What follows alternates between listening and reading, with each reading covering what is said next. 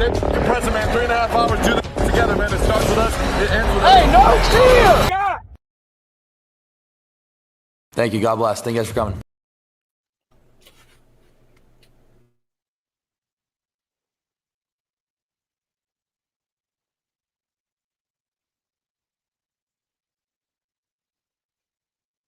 That was fire.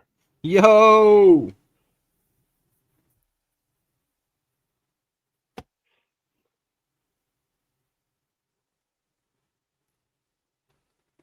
Sick intro. Welcome, welcome, welcome. What's good, everybody? You had me on mute and everything. You tried to play me, JD, but here we go. You say you wear the Raiders on your sleeve. You say you bleed silver and black. But when the pressure hits, do you stand your ground or do you run? If you've got what it takes, step into the arena and show us. This is Fight or Flight with Black the quarterback. Fight or Flight.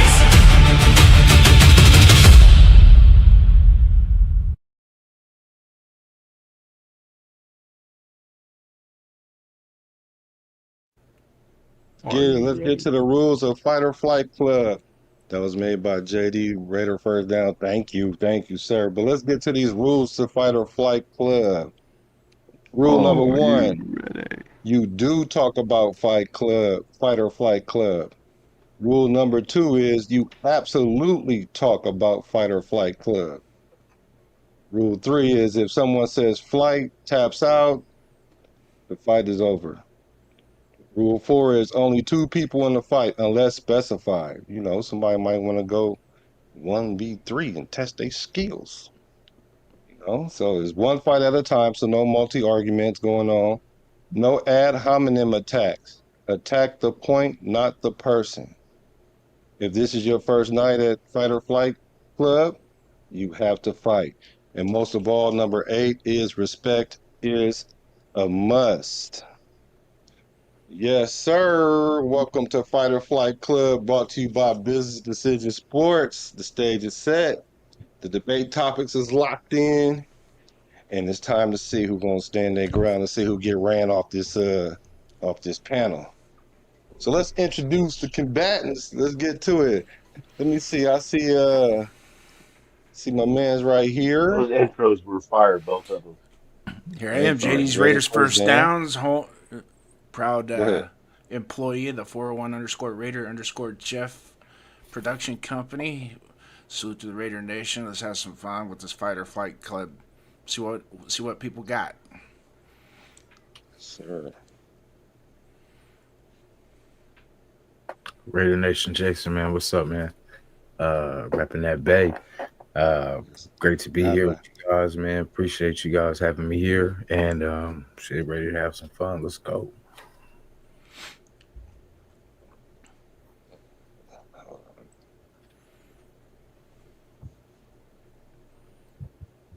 You got the extra Bay love. What's good, man? It's a bit Raider. You know what it is, the bad guy, Raider Nation. You know, the truth teller, soothsayer, all that good stuff. I know what I do. Let's get this cracking. I think you messed up. You might want to say that one more time. I want you to be clear. Oh, for sure. Y'all know what it is, man. It's a bit Raider. You know, the bad guy, Raider Nation, the truth teller, the soothsayer. Keep it 100. Y'all know how I get down, man. Y'all done seen me, so let's get it popping. Hey, y'all know who it is, Raider Twan and the congregation. Yes, the chaplain of the nation, also here to give you some of that Raider gospel.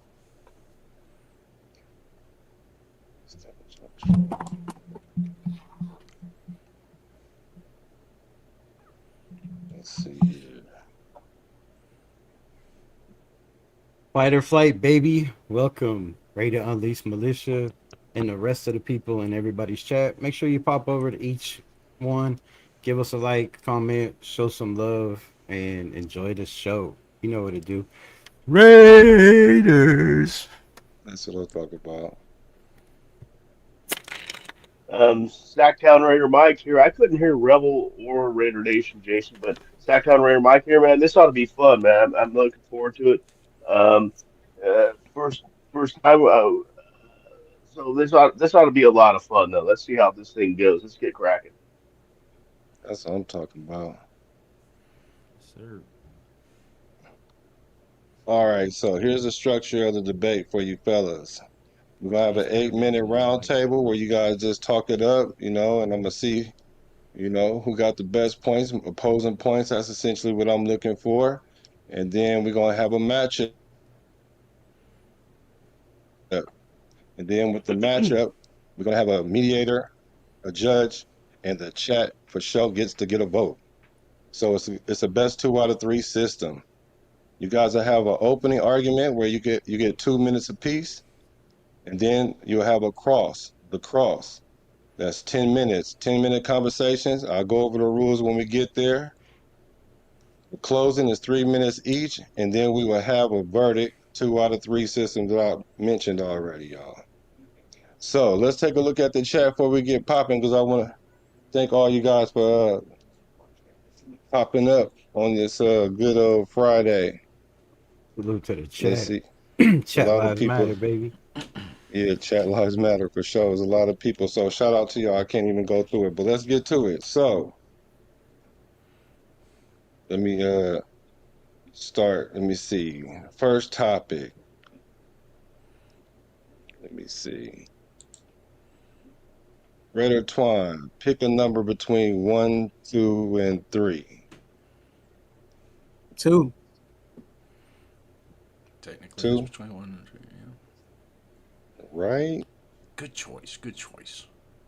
All right, here's the first question for you gentlemen. Here's a question.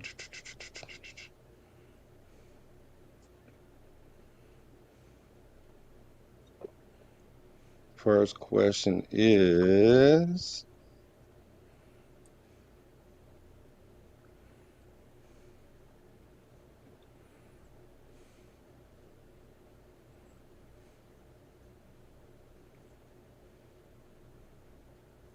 you lose points for that. All right, I'm just gonna throw the general topic, and you guys run with it. You see it right there at the bottom. Was it time to move on from Derek Carr? So let me get the clock going. Let me then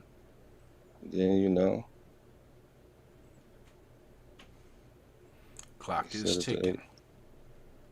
Yeah, Oh, maybe not. No, not yet. I'll let you know. I'll let you know. All right. Brothers! What we doing live? Echoes in eternity.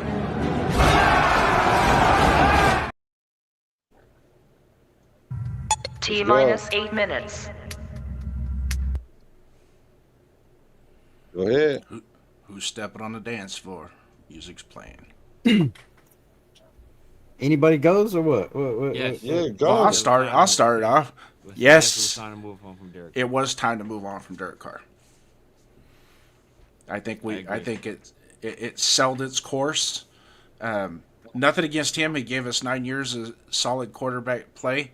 I wish it could have been built a little bit better around him to maybe make the team as a whole that much better, because I thought as a stand-in quarterback he was sufficient. He did a really good job. Sometimes he played at a Pro Bowl level, and sometimes he played like he was in Division III college football. A lot of ups and downs.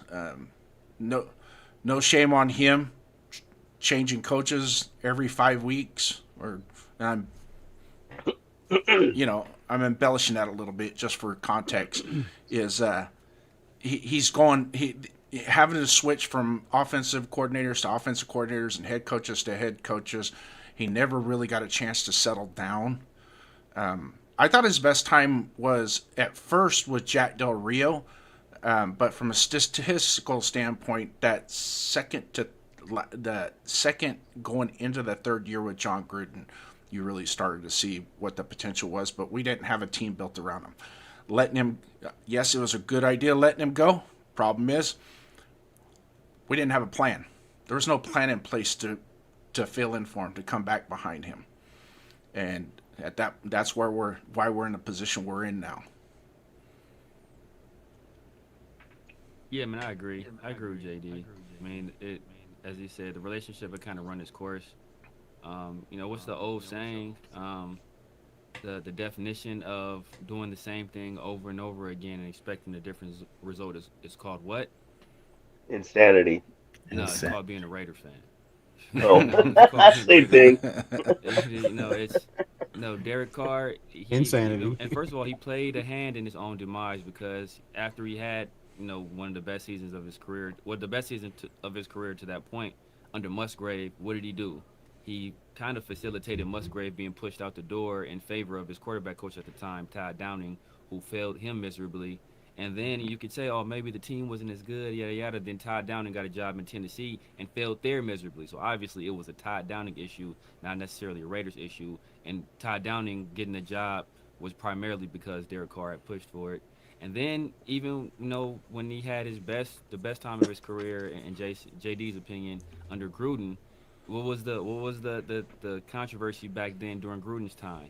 Was Gruden kept keeping his eye on other quarterbacks. There was a time people thought we were going to go after several different people, whether it was Tom Brady, whether it was people thought we were going to move over for Kyler Murray. Every year there was an expectation that we were going to draft a quarterback high or bring somebody else in to kind of take Derek Carr's place. Derek Carr, to his credit, he persevered and he never truly lost his job until Josh McDaniels got there and went to go in a different direction. It was unfortunate for the Raiders that all season prior that we had signed Derek Carr to a new contract that included a no trade clause, so we end up getting nothing in return from him. I think that's part of the reason why we didn't have anything in place afterwards, is because we kind of handcuffed ourselves by giving him a no trade clause. When the rumors were, I think 2 years prior, the Indianapolis Colts were willing to give up 2 first-round picks for him, and we ended up letting him go for nothing after Derek Carr said, whatever he said about this, he couldn't make up his mind where he wanted to go. We subsequently released him, and the team that everybody kind of knew he would go to, which was the Saints, he ended up going to, and then he had 2 unsuccessful seasons there before he ended up having to retire due to injury. So, I mean, Everybody agreed. Hold on. Half the time is gone. Everybody agreed. It was time for Derek Carr to move on. I, Everybody. I'm opposed to that. You know what I'm saying? Let's go. And yes, I do see both sides of the situation, but I also feel like there was some stability when we had Derek Carr here under the franchise. We're still trying to identify who our starting quarterback is, and to JD's point, even though he's on the opposing side, one of the issues that we failed to do while we had a stability at quarterback was to bring in or have someone be the incumbent. So that was as an organization, that was our failure. But I don't think we should have let it go of Derek Carr, especially the way that things have played out at the end with Derek Carr and with Josh McDaniels. I think even currently where we are with the team, I think if we had Derek Carr here, we would be in a far more stable situation, not just only at the quarterback, but also in leadership. We're still trying to identify who's a leader in this place, whether you believe it's Max Crosby or you don't really think Max Crosby is a leader of this team. So a lot of the BS that we dealt with, it with all the things we're going through with Ruggs and just keeping the franchise together, it was Derek Carr that was the glue that kept all of that together. So I have a little difference into was it time for Derek Carr to go? I think it was getting close for Derek Carr to go, but I felt like we should have had his Fernando Mendoza. Don't use all your bullets. Don't use all your bullets, because you might have to go a whole fight. This is just a little. Anybody else opposed? I'm opposed. I was opposed to it just mainly for the fact. I mean, did he run his course? I don't know if he ran his course completely. I mean, the defense is he didn't have a great team around him. But the main thing was we weren't ready for it at that time. We had no backup. Would we go get Garoppolo? Come on, you know. And then it was just a constant tour of 2 to 3 quarterbacks a year. So that's why I had a problem with it. I mean. as far as was his time up with the Raiders, could have been, but we needed to, we before we can do that, we need to have a backup. Before you can't just get rid of your quarterback if you don't have a backup plan. You don't have somebody already on the team that could take his place, and we did not at that time. I agree with Mike. I'm gonna say it's a mixed bag. I kind of feel like, it was time to move on from Carr, but the point in the situation with the coach's ego because the guy wants to call plays at the line of scrimmage and doesn't want to do what the coaches says when you're putting them in bad plays and you have a veteran quarterback that knows. I mean, Devontae Adams had his best career season with Derek Carr. Derek Carr had one of his best years with Devontae Adams, and then you let Josh McDaniels come in there and just destroy that with Dave Ziegler. And I feel like when I know he had a no trade clause, but when you move on from a guy that's been here 9 years, and you look at the situations that we've been in past, since then, paying guys like Jimmy Garoppolo 70 something $1 million, paying Gardner Minshew $24 million, paying Geno Smith $74 million, when we could have been paying Derek Carr, less than that. What was it? It was like 34, $35 million. I mean, you could have been playing him. You could have went and if we weren't over 500 or we were 7-8, then you could have, easily drafted a quarterback and That's let it. him learn That's from it. a That's guy, it. Time up. from Time a up. veteran like DC. Good points. Good points. Okay, cool. Okay, cool. So, who's the very first person that went? That was you, huh, JD? JD went first. Yeah, yeah, JD. Okay, let me see who. Let me see what the chat talking about. Who y'all think should go first in the first round right here? I mean, Rebel. I mean, it's not necessarily about who wins the first round. It's about who you want to see, what matchup you want to see. Because I'm with you guys. Some people did bring some hot fire. Let me see. Let's see. Yeah, Chris is already voting for Severe. Oh, I are call you? bullshit. I agree with Twan. He cooked. Who Yeah, cooked? Who cooked? Let me yeah. let me Chris read the would let me take the read the shit. super chat. Let me read the super chats. I saw a super chat. I do want to acknowledge that. Raiders. Thank you for having 5 on it. I don't know who got it, but I appreciate it.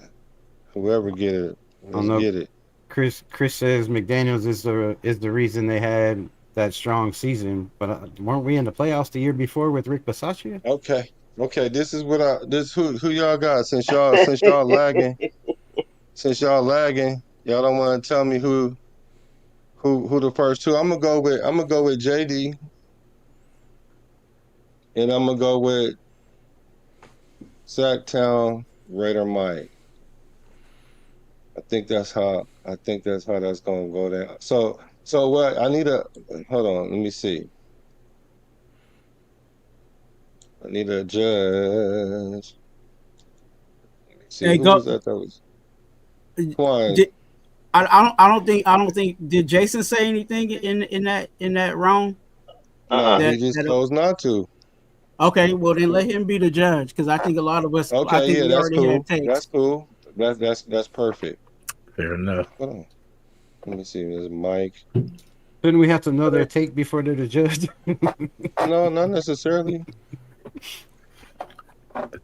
I mean, So let me see. We're gonna go with this gentleman right here, and then you go. Yeah, you're right. So that'll be good. All right, let's go. Okay, I almost got it. Twan.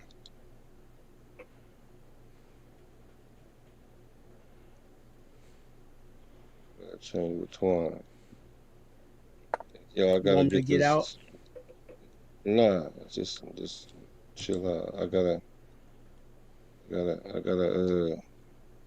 wiggle my way through it. All right, let's get it. All right, here we go. All right, so these are the rules, man. These are the rules. Yeah, now y'all should pay attention to see who wins what now, y'all.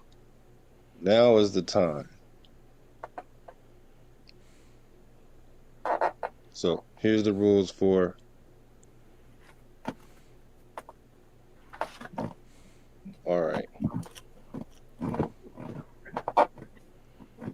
So the first, so you guys gonna get two. You guys gonna get 2 minutes apiece to do your opening, and then after your opening, you're gonna do the cross.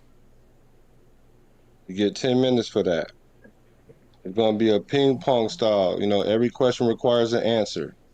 You cannot ask 3 questions in a row without the other person respond. When a person is answering a cross examination question, they get a maximum of 30 seconds before the asking person is allowed to interrupt or move to the next point. Now, if a code red is called, that's when you jump in and do a little too much, you'll be put in the penalty box. If a debater if a debater repeatedly speaks over someone when they do not have control of the floor, the judge first warns and then will invoke a code red, muted for 60 seconds. And then after that, there's a closing, 3 minutes each. And then after that, we would go into the verdict. That's when I'll get a vote as a mediator, the judge will get a vote, and the audience, you definitely get a vote as well. So let's get to it. All right. Let me see. So Judge, you get to choose who you want to go first. Who you want to go first? I'm gonna set the clock. Can you hear me? Yep, I got you. Can you guys hear me? Yeah, we hear you now. Yep. For sure. Let's just go left to right. We'll go JD. All right. JD. JD, your time starts now. What's the topic? Same topic? Same topic. Oh, so as I addressed it earlier, that the time that we had with Derek Carr was much appreciated, right? But it was about time to move on from him. We've clearly stated that there had to be a plan in place, and there wasn't. The regime that we had in place, they didn't know which hand was touching which hand, who was coming and who was going. It was a travesty that our franchise had to go through that, but we endure. So hopefully one day we can get out of that, and I'm hoping that today is the day with this new regime that we shake off that funk and start to move in the right direction. I'm not mad that they let Derek Carr walk out. Yeah, the circumstances of letting him go without any compensation, that was kind of stupid in and of itself, but consider the source and the people that were making those decisions at the time, they're no longer with us. So can't really go back and undo that one, can we? But yeah, I think the time to move on Derek Carr after 9 years, I kind of saw it after about year 7, year 8, that it was going to happen. Because to me, it just seemed like we maximized his ability as a quarterback at that point and what he was going to do for our franchise. So in the long run, I have no animosity against Derek Carr. Still consider him a Raider. Appreciate what he did for us, but we had to move on. I mean, it was getting to that point. And likewise, we didn't have a team around him as well. It just didn't seem like it just seemed like we were stuck in mud. Or as Severe said, You can finish your point. Or as Severe said, if you do the same things and expect different results, you're just a Raider fan. So it's going to continue like that. So hopefully, knock on wood, this regime changes that. All right. You'll get 2 minutes as well, brother. And I'll when it gets to 10 seconds, I forgot to tell you I should tell you when you have 10 seconds left so you have time to finish your point. All right. All right. You ready, Sacktown? Yes, sir. You representing the Bay Area and back down. So let's go. All right. All right, man. I mean, Derek Carr, I love the guy, man. I love this brother. I love the fact, his whole morals and all that stuff. Kind of like what we got going with Fernando now, Is he a better moral person than he is a quarterback? Maybe we don't know yet with Fernando, but Derek Carr turned out to be that. Was he a great quarterback? No. Was he a bad quarterback? No. But I mean, his path has run its time. But the problem I have with getting rid of them when they did, is the fact that we had no backup plan. We ended up going with, like Garoppolo, and then like Rebel mentioned earlier, and Minshew, and all this waterfall of quarterbacks that were below mediocre. Derek Carr could have held us through those years better until we got a hold of somebody. Maybe just hold on to him for another year, and then and let him finish the year. But I mean, there was a definite downfall. I'm surprised nobody's brought this up yet after the ankle injury. We all remember that. I was at the Oakland Coliseum when that happened. I mean, that place went silent. Everybody was on their phones trying to figure out what happened to him, and he just wasn't the same quarterback after that. And so I think after that, people started losing faith in him and stuff. But that's when the Raiders should have started thinking, okay, we got to come up with something, some kind of backup, get somebody in here, draft somebody in, maybe not a first rounder or something, but somebody to get him in here to start learning the team. But they didn't do that. So he was better than what we had 10 seconds. planned. Okay, he was better than what we had planned. We just should have planned it out better, or the Raiders should have planned it out better. Okay, I'm done. Okay, that was good. I don't know who's ahead. No, that was pretty good. So we're gonna go into the cross. You guys remember the rules. Allow the person to talk for at least 30 seconds, 40 seconds, get a complete thought out. But if they lingering on, you can get it and you can just cut it off. Like they might be trying to filibuster the time. So uh, just go ahead and be respectful. You know the rules. Ad hominem attacks, you'll get a warning. Anything after that, no other warning, you get muted. All right, gentlemen, are you ready? Sure. Let's see. I'll let you know. Go. All right. Oh, you One go point I first. have with you, Sacktown, is everything kind of jives with what I was talking about earlier, and we're kind of on the same page, except for you had mentioned something about give them one more year. Then is it going to be one more year, and then one more year, and then one more year? Because then we're just dragging the inevitable along. So at some point you got to make that decision. You got to make a command decision. You got to stand up in front of everybody and say, "Hey, now's the time to cut it off. It's time to move forward. Let's do it." Now we both agree that there was no plan in place. So if you don't have a plan in place, what good does it do to make a decision like that? It doesn't. It doesn't. And the Jimmy Garoppolo situation, that was a dog fest to begin with. Even when I heard it before they made that decision, I was just thinking, what are you doing? You're downgrading. Why are you doing that? So in a roundabout way, you're kind of right. Probably should have just kept him and not bring Garoppolo in. But knowing what we know now, right, with the whole relationship and the dynamic between him and Josh McDaniel, it just was not working. There was no cohesion. Now, we hear, oh, they're still friends. They still talk. They still text with each other. That's fine. That happens because there is some type of friendship and some type of brotherhood no matter what.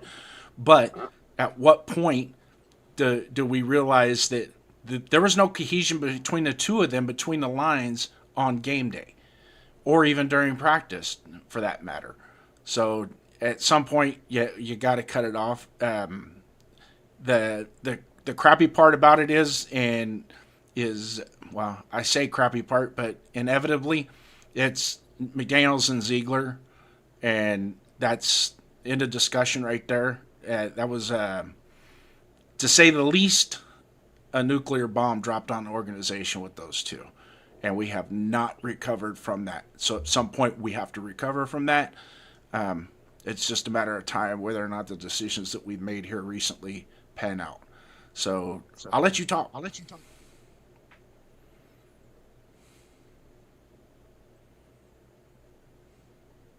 Mike, you there? Oh yeah, I didn't know if he was done yet. Um, no, I see what you're saying about keeping them year after year, and then what happens next year, then what happens. No, they needed it. Okay, they finally decided. Okay, we don't want him. We're going to sit him on the bench for the last couple games. Okay, now from that point, you have 1 year to figure out what you're going to do, and then get rid of him year after year after year. That's what we were doing before that. So no, that's not what I meant to say. Maybe I didn't clarify myself enough. I said keep him for just a year, and then come up with a plan. Then you have a whole year to, like, maybe get a free agent, maybe get a UDFA, maybe get a draft somebody. Maybe not so much in the first round or second round. Maybe get some, like, Derek Hart. What did he get drafted? Fourth round, I believe. So or no, he was second round. I'm sorry, Matt Hill was fourth. But anyway, but get somebody in the draft. But no, not definitely not keep him year after year after year. Just get the 1 year to get some kind of plan, because they went into a bum rush after they got rid of Derek Carr, and then we ended up with people like Garoppolo, and then Minshew, and then our savior and grace, Geno Smith. You know, it's just ridiculous. They could have done that in 1 year. They could have found somebody in free agency or something, because you know, but no, not year after year after year. I'm good. That's all So I I just wanted got to a say. question because it popped up in the chat. Do I sound like I'm not standing firm on that it was the right decision to let him go? Because I seem like it might not sound convincing the way I say it, but absolutely it was the right time to let him go. At some point, we already maximized what we were going to get out of him. I didn't see any growth whatsoever in our whole organization or as a football team by keeping him on the roster, and by them benching him the last two games. I believe that was more had to do with the contractual issues as well. Hmm. That if he was to get hurt in any of those last two games, then he was Right. going to get paid a buttload of money and guarantees for the next year. So that in and of itself kind of sped up the process of showing him the door. Um, I really don't like the way it happened in that respect, but you know what? NFL's a business, and it also stands not for long. So if you don't hold your end of the bargain, gotta go, right? He was getting paid a lot of money to lead a franchise, to be a stellar top 10. He get top 10 money to be a top 10 quarterback, and it just wasn't happening. And I know somebody out there is going to peel back at ESPN stats. That's okay. That's fine if you want to do that. But and I know we all watch the same freaking games, and just with our own eyes, what we can see that it just was not happening. Hell, they couldn't even cross the 50-yard line So what you against gonna the say? Saints. Come on, we couldn't even cross So the JD, 50-yard line against what the do you say Saints. about We couldn't even cross the 50-yard line against. JD? Can you hear me? Yeah, I got you. Can you hear me? So what do you Yeah. say about the they forget that it was a good business decision for them to get rid of him before the bonus kicked in. But what about the lack of planning of having a quarterback, which left us in this limbo?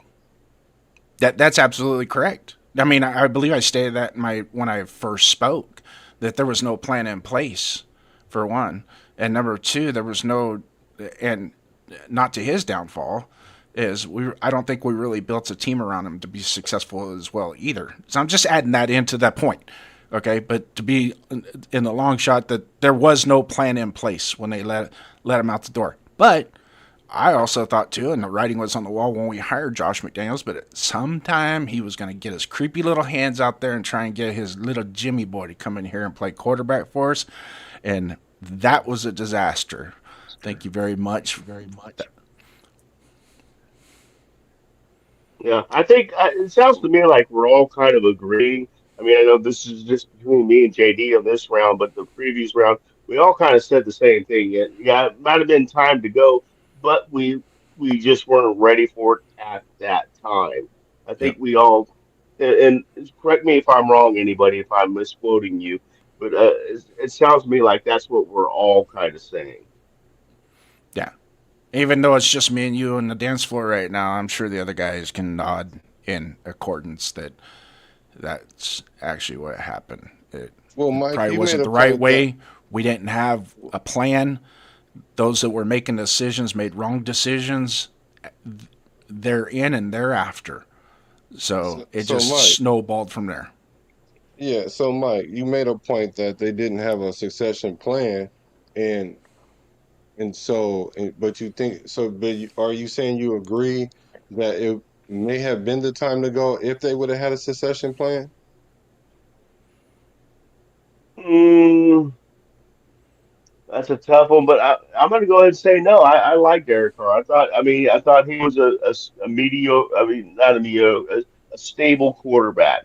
You know, a quarterback that you can go out there and the coach tells him, I want this from you. I don't want you to go out there and be Superman and win the game for us. I want you to control the turnovers, which he did. I want you to, how about his fourth quarter comebacks that Derek Carr did? We've all witnessed them at least on TV, if not live, many a times.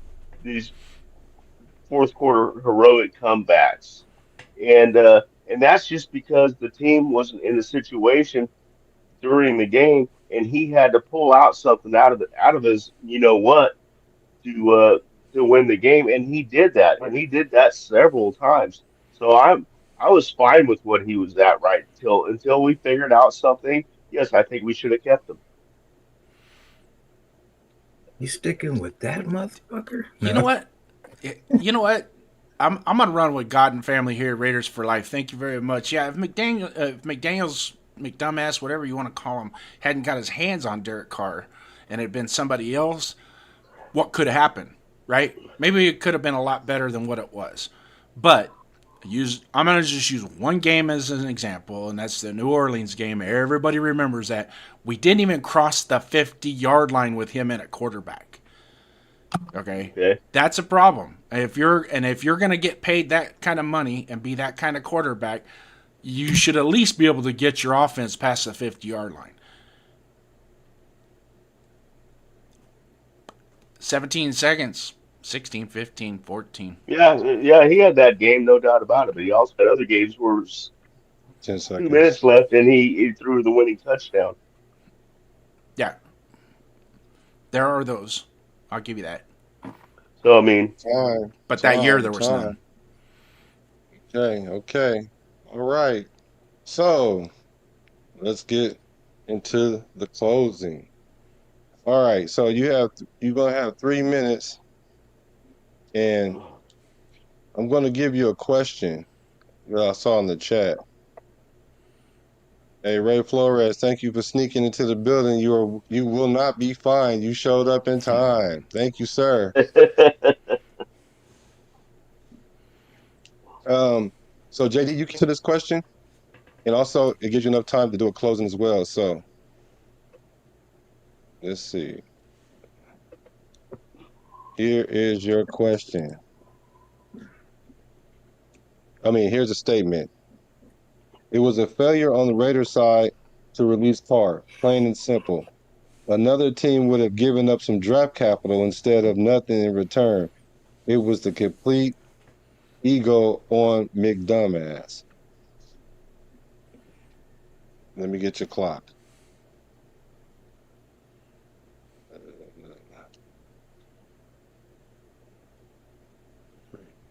Your 3 minutes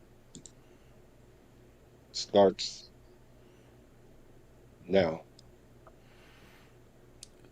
In a roundabout way, it was a failure for the Raiders to release Carr in the way that they did, and having that kind of offer for a trade, absolutely. And why is that? Because just like is indicated in this comment, and we all know, he had a huge ego, and he was not going to let that supersede his decisions. It was his way or no way. And for him to bypass some type of trade offer like that, especially if it was 2-1s, right? That was stupid. That was real stupid. And that will live in infamy. That's another reason why you'll never see that cat as a head coach ever again in the NFL. And most likely, depending on how New England does this year, I wouldn't be surprised if he gets shown the door in New England anytime soon. So, yes, that was an ego's thing, but the totality of what we're talking about, was it right to move on from Derek Carr? I don't think anybody in here or in Raider Nation could disagree that we probably got to the point we were going to get the best we were going to get out of Derek Carr, and it was time to think greater than that. So it was time. You always, once you get to a certain point, if nothing's happening, you got to start to address that situation and see, can we do better? Can we get somebody better? And I didn't see anything in free agency at the time, but you never know. I mean, we could have probably pulled in a Joe Flacco or Sam Darnold and paired them with the right coaching and been successful. Who knows? I think this going out and getting Josh McDaniels and Dave Ziegler was a bad 1 minute. decision. And that decision, and I know why Mr. Davis or Mark Davis made that decision. He was chasing the Patriot way. He figured that franchise had so much success over the years that he was going to try and get a snippet of it, and that what happened in Denver with Josh McDaniels was an anomaly and wasn't going to happen with the Raider organization. Well, unfortunately, that was wrong. Correct? That was absolutely wrong, and we knew that. Once you saw the press conferences of him being introduced with him and Ziegler, it was, you knew that there was going to be some severe pain in trying to put a successful team together and bring it out week in and week out and be successful and be somebody we could be proud 10 of. seconds. So, in the long run, it was right to move on from him, but I'm gonna full punch say we did it the wrong. It was done the wrong way. Time. Perfect time.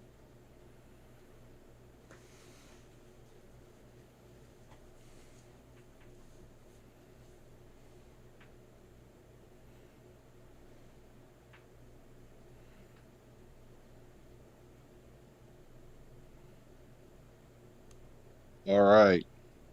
You ready, Sacktown? So, am I going to answer the same question again? No, I have a question for you, Oh, okay, cool. or a statement from the All right, chat. all right. From Pizzle Wizzle, Pizzle Washington himself. What's up, Piz? His his statement was a decade with long enough. Let me set the clock for you, sir. Hmm, I'll let you know when you can go.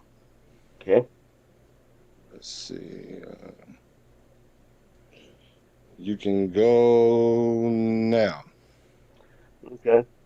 Yeah, a decade was long enough. That was. I agree with that. I'm not disagreeing with that point. What I'm disagreeing with on the part of when they got rid of him is that they also had a decade to start coming up. I mean, most teams, even though if they do get a good quarterback, like look at Green Bay. They had Brett Favre. What did they do? They drafted. Um, Aaron Rodgers, and he sat for years. They had a backup plan. When he started getting older, they also had another backup plan for him. The Raiders never did that. That is the part that I have a problem with, is the fact that the organization never um, came up with a backup plan in that whole decade, to come up, especially after the ankle injury. And I'm going to bring that up again, that ankle injury. I mean, that's when we started seeing the decline. He started getting like a little. It was kind of like almost like when um oh God, third down Hunter Renfro. Once he got that one humongous hit where he about lost his head, and he just wasn't the same after that. Well, Derek Carr wasn't the same after that ankle injury. He broke his ankle. That's no joke, and he got timid, more timid after that. I shouldn't say. I'm not going to call him timid. I'm going to say it just didn't have the same oomph as he did before. And so we had the time to do that, and that's my argument is that, yeah, a decade's enough, 5 years enough, 3 years could be enough. if you you can you have to have a plan though. You can't just go, okay, we're done. You're sitting out these 2 games, and then we're gonna go get Jimmy Garoppolo. That's our plan. Woo! Yeah, good idea. You know, 1 minute. as soon as they hired Garoppolo, I already named him Jimmy Garoppolo because I knew within 4 games he wasn't going to be playing anymore. I mean, he was just injury prone, and that's our backup plan. See if we can get Garoppolo, and then see if he can actually last the season. That was our backup plan. That's where I have a problem with the thing. I don't care if it's 1 year, 5 years, 10 years. It doesn't matter. You have to have it's a quarterback. It's not like all positions are important, of course, but it's your quarterback. You have to have a backup plan. And 10 if you seconds. got a good, if you got a good quarterback, you still have to get another quarterback in the rings to bring into the future. Time. All right, gentlemen. Okay. All right, all right, all right, all right. So the first round, the inaugural fight, starting off with the DC conversation. All right, chat, it's y'all time to let me know who do y'all think became victorious in that round right there, that first round. Let's see. I'm looking for a name. I gotta see. It's either JE in the chat or it's Sack in the chat. Well, Sacktown. Just put that. Okay, yeah. Good job, Sacktown. Yeah, let's see. Well, You JD kicked my voted for me. ass. You kicked my JD ass voted in it. for me. Damn. You kicked my ass in Who? that debate. I'm looking at the chat. Let's see what's the chat talking. Old man got beat by an older man. This is a very good one. Too. It's a good starting point. Yeah. Bizzle say Sacktown. This was a good match. Oh, interesting. Okay. Well, it looks like the I think chat. if you wrote Sacktown in the chat, I think it'll go to other people. You see how all Cool. 3 of those, like JD, you, and Pizzle, all say Yeah, the I'm same not looking thing. at that. Yeah. Whoever's I guess I'm not typing in the chat, so if it's one of us, I guess, or It whatever. I was don't me. even know how mine. Oh, okay. Okay, yeah. So I'm looking at Pizzle. I know Pizzle not in here. I know that Arnie not in here. And let me see where G Fam at. G Fam, who are you talking about? Let's see. Oh, this is it? What's this right here? Hold on. G Fam says he has to go with Sacktown. Okay. The other guys are coming. Like, well, Yeah, they're gonna. Candy wants to see the other guys. She's tired of Yeah, well, seeing me and they'll JD. be here. They'll be here in a second. Un momento, por favor. I was waiting on the. I was waiting for the. What's that say? The Kings to come out. Let's see. I like that. So okay, let's see. All right. So it looked like the chat decided Sacktown Mike. Okay, there's 1 point for Sacktown Mike. Go Sacktown. I'm Wow, gonna. I'm thank gonna. you I'm guys. gonna. I appreciate that. I'm gonna. I'm That's gonna. some tough competition, JD. I mean, that dude I'm knows gonna his cast stuff. my. It's not over with yet. Listen, Jake. what they say on Pulp Fiction? Never mind. I ain't gonna say that line. It's the first show. So Right. I'm gonna go with my. I'm gonna cast my vote first right now. They both were definitely good perspectives. Um, I think one perspective was a little bit better than the other for the simple fact that it almost seemed like an agreement.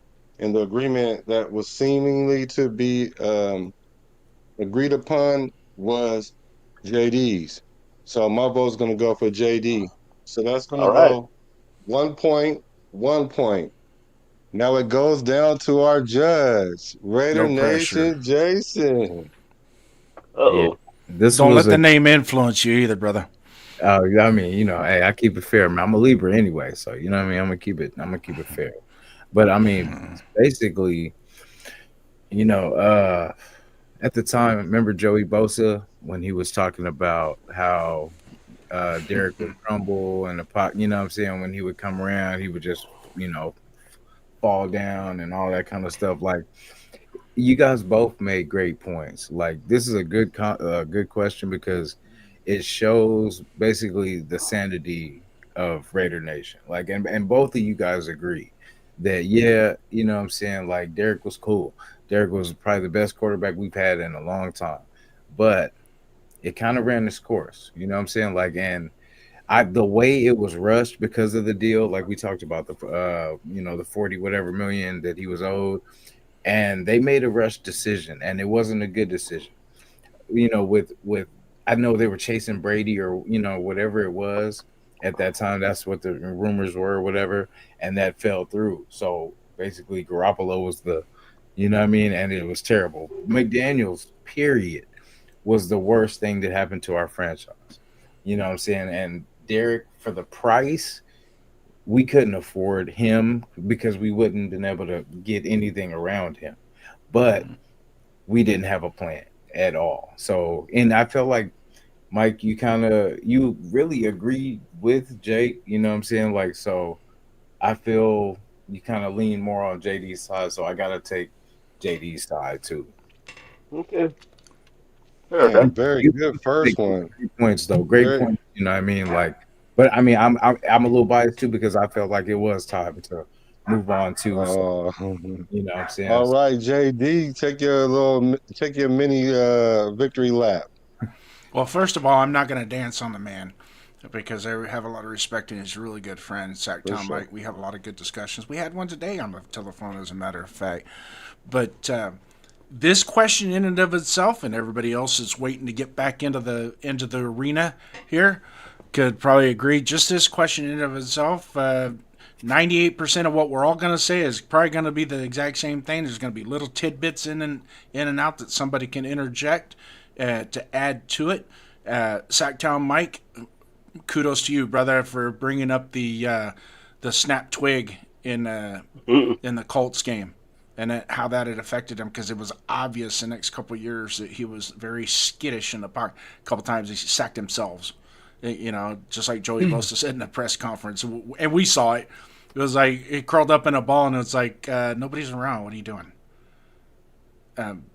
So he was a little bit skittish, and to the point as well, it wasn't just the ankle, it was also the back injury he suffered against Denver that caused him to have that skittish moment as well. If you guys remember, he broke his back getting sacked against Denver. So kudos to you, brother, for bringing that up. And I totally didn't really harp on it. That's the reason why we were moving on from him. Most of it had to do with the fact that there was money involved. Two, there was stupid people making decisions, and then there was no relevant plan whatsoever to move off from him. So that's what cost us, excuse me, as a franchise. Thank you, guys. Let's do this. Let's get back into the arena. Fight. Let's go. Hey, I feel like to lose to Jason Downs is not a loss. I mean that at least I got a vote from the chat, so Yeah, that I'm happy with. I'll take that in a heartbeat. You I know, voted for you too. You guys are both winners, all right? You You good, know, brother? I wouldn't mind losing to anybody in Well this. said. I mean, this is a very. I'm gonna look at this panel going. Look at Severe, look at Rebel, look at Jason, Yeah. the other Jason, Juan. I mean, you guys know you guys been in this business a lot longer than I have. So you know, my So hat's off to Jason, you guys. My hat's off to all of you. yeah, we're gonna take a couple minutes to acknowledge the chat, and then Jason, give you a couple seconds to think if you want to be the next judge or not. JD. I'll take the Raider judge. Nation, Yeah, I'll take Raider the Judge Nation, on this Jason, you one. did an excellent job explaining it all and everything. So that was really dope. So Yep. appreciate you. You back in the arena now. We have a new judge. Okay. All right, you guys, make sure y'all hit the like button wherever you at. And then if you like go off of there and then see it again, jump on there and hit the like on that too. Man, I want to thank you guys for showing up because like I said, you guys could have been doing your own streams, all the other stuff. And you guys, all you guys were just like, yeah, like it was instantly a yeah. So I really appreciate that from you guys. Okay, let's get to this next question. You guys, I'm gonna give you guys 10 minutes. You guys is it's nice. Okay, all right. Let's see. Let's see right here. Let's go with this one right here.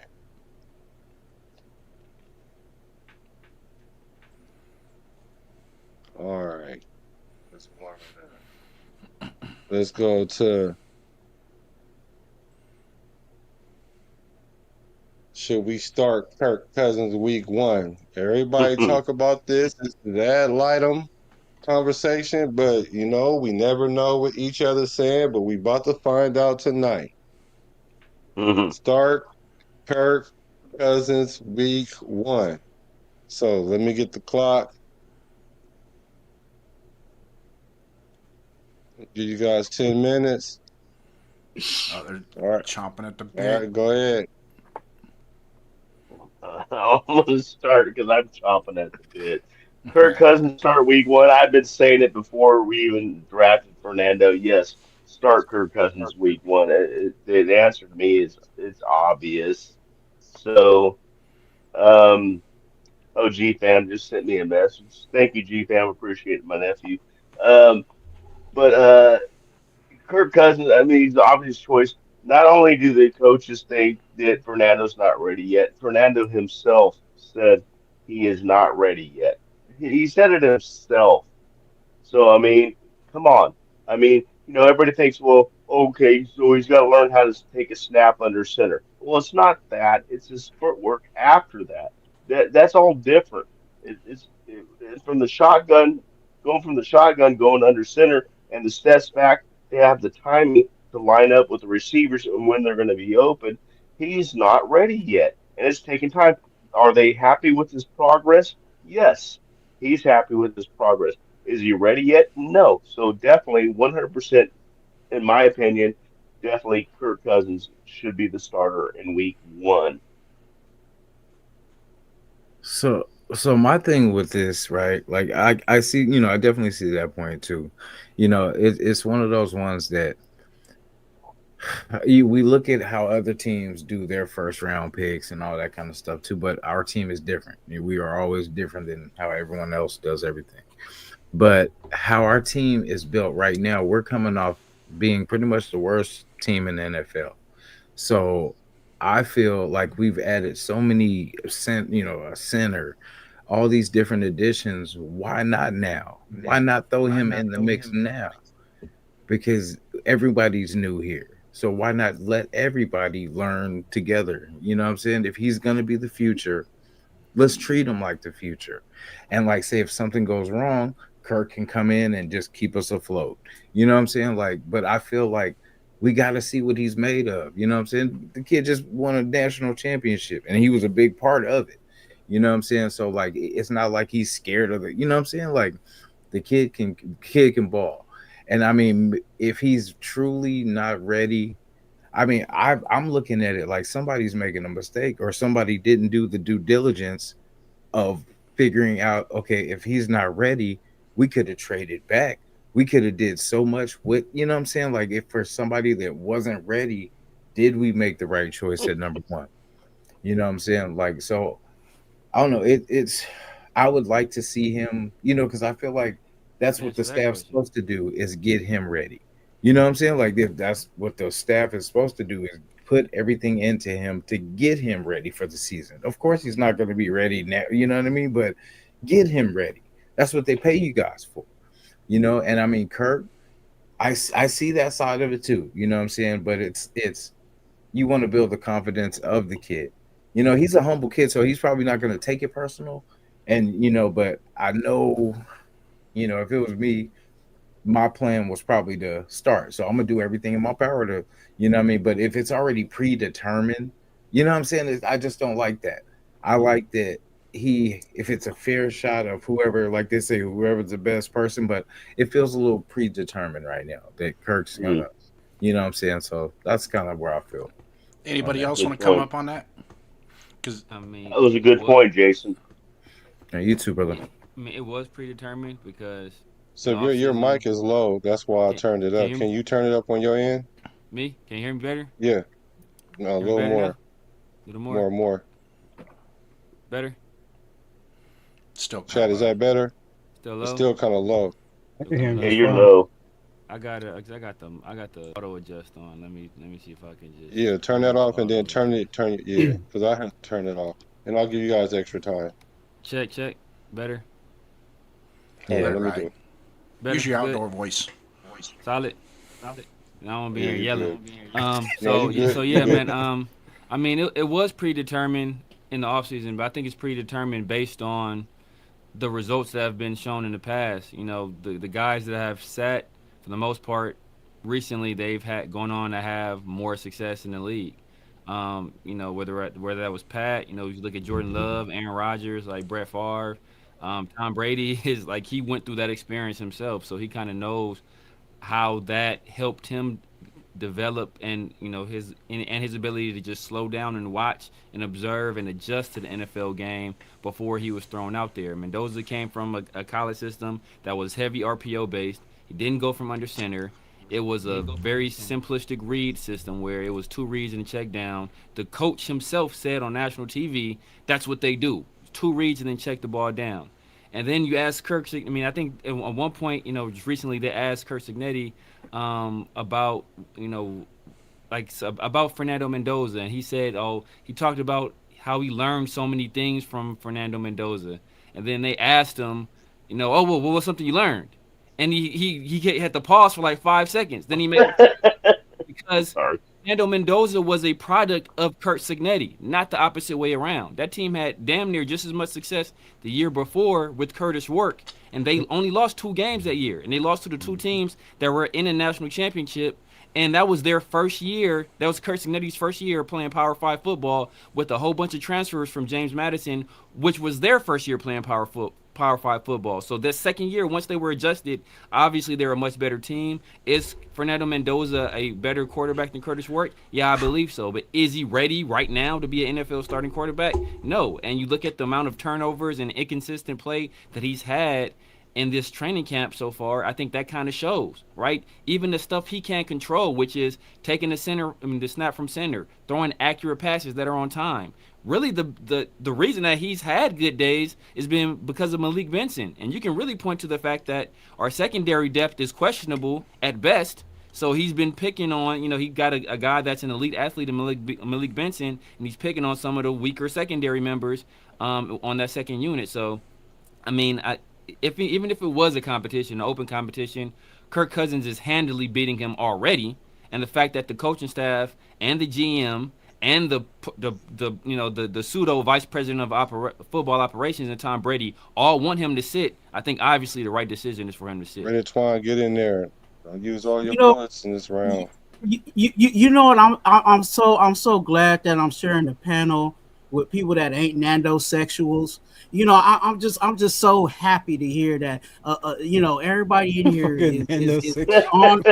is on board with Kirk Cousins being the starter of this team. Again, Nando sexuals have run wild like cockroaches. You know what I'm saying? They have been coming out of their roach motels. You know what I'm saying? And I'm glad that I'm at least sharing this space with people that ain't Nando sexuals. Now, in regards to Kirk Cousins, there's a whole lot of things that we all kind of know. For those that are really diving into what this organization is trying to do, there's some things that Kirk Cousins is doing for this team, for our future. Can I say that Mendoza is a starter? Is Mendoza the franchise guy? Absolutely. But right now we're in a position where Kirk Cousins is putting it together while Mendoza gets it together.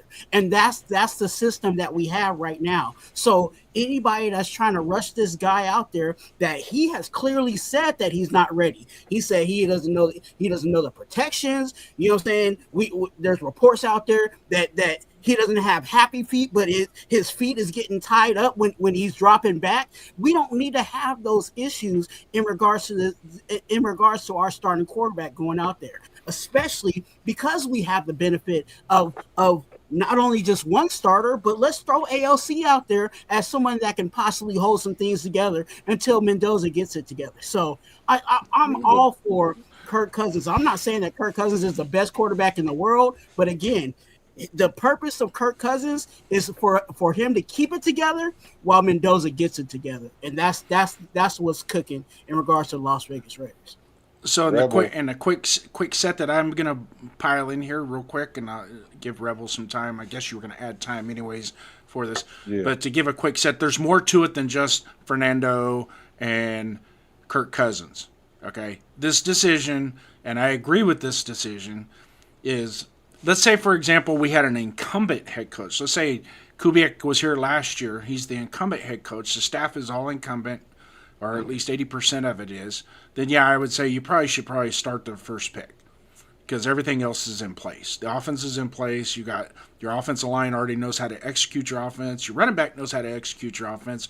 Your tight ends, your wide receivers, so on and so forth. But since it's all new to everybody except Kirk Cousins, who's already ran this type of offense many a times, then it only makes sense to plug him in and let the other guys grow into the offensive scheme. It makes total sense to do that. And then in the meantime, just like, and you guys are absolutely right, Fernando sexuals, whatever you want to call us, I don't give a shit, is, yeah, he didn't take a snap under center. Who gives a fuck? I don't. Yeah, he ran RPOs. I don't care. There's not a whole lot of kids coming out of college that are running pro-style offenses, and if they do, they're doing it on a team that's built already. So let him get his feet underneath him. We're 6 practices in. There's no reason to be hysterical and upset that, no, they're going to start, they should just start this guy. There's a plan in place. And if they stick to that plan and the plan works, obviously it's not so much the plan as it is the execution of that plan and the success that comes from it when you execute that plan. So if that's your plan, stick to it, run with it. Now, 3-5 games into the season, you feel like he's ready to go. The team is at a certain point altogether, and you feel like, hey, we need to get him some run so he can grow with the team. And we can, now at this point, we're already looking at 2027. 2026 is just merely a wash. But if anybody else has got anything, go ahead.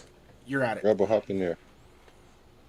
I mean, I don't think it's really a question if he should start. I think it's already been predetermined that he is the starter. I don't think there's a competition. I mean, it's obvious there isn't a competition. He's taking all the first team reps in practice, which says he's trying to prepare to get camaraderie with his teammates, so he's ready for day one. I wouldn't be surprised if we didn't see Kirk Cousins at all in the preseason, and it's AOC and Mendoza most of the preseason games. I wouldn't be surprised if you don't see him at all. So I think it's predetermined. I don't like the predeterminedness. So do I think he should start? I think it should be a competition. Do I think it should be a competition with all of them? Yes. I feel like everybody should take first team reps and may the best man win, because I'm so sick and tired of hearing the media talk about, oh, well, the connection between Kirk Cousins and Brock Bowers is just growing, and it's magnificent. Brock Bowers makes everybody look good. He made Geno Smith look good. He made Gardner Minshew look good. He made Aiden O'Connell look good when he was out there. He makes everybody look good. Anybody can throw to Brock Bowers and look good. What connection? You can throw the ball anywhere, and he's going to go get it. So I want to see him throw the ball to Jalen Naylor. I want to see him throw the ball to Malik Benson. I want to see Michael Mayer, somebody else do something with Kirk Cousins. All I've heard is Kirk Cousins and Brock Bowers, and I feel like they're just trying to make Brock Bowers look good, constantly make Kirk Cousins look good, constantly throwing to Brock Bowers. So, I'm tired of these guys just getting handed jobs. You see how slow he is, which, yeah, that doesn't matter if our offensive line is good. But I feel like there should be a competition with all these guys. You drafted a guy number one overall. You got Carson Beck that just, played 3 quarters of a preseason game yesterday, and obviously he's ready to go. He was a third round pick, the guy that was facing Fernando Mendoza, and was probably a foot away from winning that game if he'd just put a little bit under it. Kind of like the pass that almost got intercepted last night. He just got to put a little under it. So if Carson Beck is ready and our first overall pick is not ready to compete with a 39-year-old man in Kirk Cousins that is running probably a 5.2 40 and can get outran by offensive linemen at this point, I think that's a bad look for us. The only way he's carving it up that we've heard has been in the red zone. I mean, come on, you're in the red zone, you're throwing to Brock Bowers, and if Brock Bowers is doubled, you're throwing to Jalen Naylor and Trey Tucker, our Genty out of the backfield. So I feel like there should be a competition. They told us there was going to be a competition. The best man would play, and we haven't seen anybody take first team reps but Kirk Cousins. And I just don't feel like this team is prepared to go out there and have something happen to Kirk Cousins, and nobody else is taking first team reps. And then what? You scrap the whole playbook. You go with 60% or 30% of our playbook and play Mendoza and put Malik Benson in as a starter. Like, what is the plan here? So, I guess yeah, start Kirk Cousins, but I want to see a carpet. I guess no, because I want to see a competition. I want to see everybody taking first team reps. I want to hear how Mendoza looks throwing to Brock Bowers, right? And AOC and shit, even Jacob Clark, right? Because it just doesn't make sense that you constantly bring in a coach and he has his guy. You brought in Josh McDaniels, he got rid of DC for Stidham. He brings in his guy Jimmy Garoppolo. Then you have the general manager come in and Tom Telesco, and he brings in his guy and Garner Minshew, and then you have Pete Carroll and he brings in his guy, Geno Smith, and now you have the same thing. There's no competition, but they're constantly telling us every single day on the platform to our face that there's a competition at every single position, but nobody's taking first team reps. Right time. Woohoo. Okay. That was Could I rebut that for just a second? No, no. Okay? Hold on, chat. Tell me who you guys want to see in it, and then you can go ahead and give me. Yeah, go ahead. I want to I see what got the my chat ideas. say. We'll wait and see what the chat says for that. I got my ideas. Chat. Who do you say, chat? Let's see. I'm gonna see if I'm gonna take you guys' opinion on this one. I think I know who I want to see on this one, though. Yeah, let's see. I better hurry up. Thank you. All is well over here? Thank you. Yeah, okay. I know who. Forget it. I know who it is. Oh, hold on. Let me go Ice back. Cube should buy the Raiders. Can I say who I want, or does it matter? Nah. Cause Doesn't matter. Okay. nah, It's cause not me. I'm not saying it's me. Where's my flight boarding to? I'm gonna go I'm with taking Raider off. Twine with the Nando sexual, and I'm gonna go with Raider Nation Jason for his strong take. Like right now, we got the number one pick and all the trimmings. Why are we holding back? I think that's what most of the nation want to know. And so I'm gonna go with them to let me see. Let me one. Okay, I see how this works. Okay, cool. Yeah, I'm gonna go with them too. And so then by default, the next round will be Severe and Rebel. I got a question for y'all too. Like Mr. Miyagi. So next round for sure, definitely will be that. And then we'll have one more round because of what happened today. So y'all start thinking about that. So, all right. I'm gonna drop you guys down for a little bit. We're gonna get into it. Y'all remember the rules. It's 2 minutes. Yeah, your opening statement is 2 minutes. Judge JD. Oh, you gotta have a JD to be a judge. I like that. So you can choose who you would like to start, and then I'll let them know when they can go.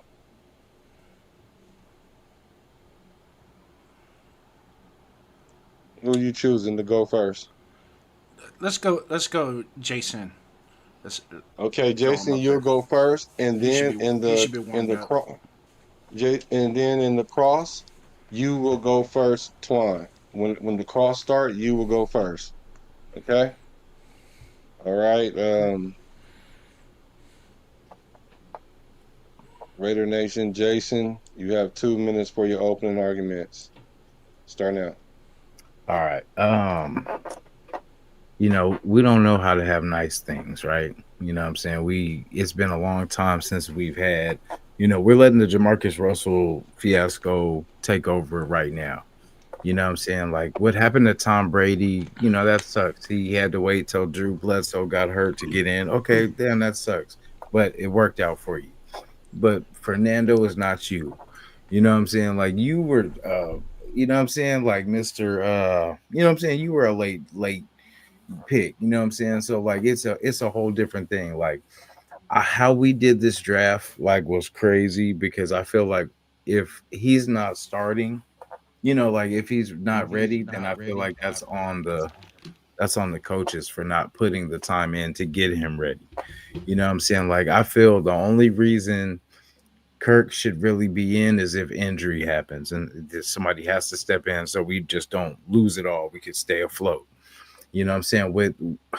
I don't know. I just feel like if he wasn't ready, why did we draft him then? You know what I'm saying? That's what I don't get. Because I mean, it just doesn't make sense. Like in any other situation, he would start. But in our situation, you know what I mean? Because I mean, my thing is, are we making the playoffs this year? Like, is our team a playoff team? Because I can understand that. Like, if Kirk Cousins, we could plug Kirk in and then, still make the playoffs. But I mean, bro, like we were the worst team in the league last year. So I mean, everything we add is building to what we're trying to do in the future. So I mean, what is Kirk going to give us the last hurrah before Mendoza starts his? You know what I'm saying? Like I 10 don't seconds. I don't get that part of it because I mean, Kirk should be there to teach and to be like another QB coach. You know what I'm saying? To show him this is what you see here, this is what you do here. Get him ready. You know what I Time. mean? Well, All right. Strong open. Hold on, brother. Let me get your clock ready. Strong first. Twine ready, boy. Like a pit bull vicious. Strong first. Hold on, I gotta get the clock ready for you. Yeah, you definitely are a Watt Waller.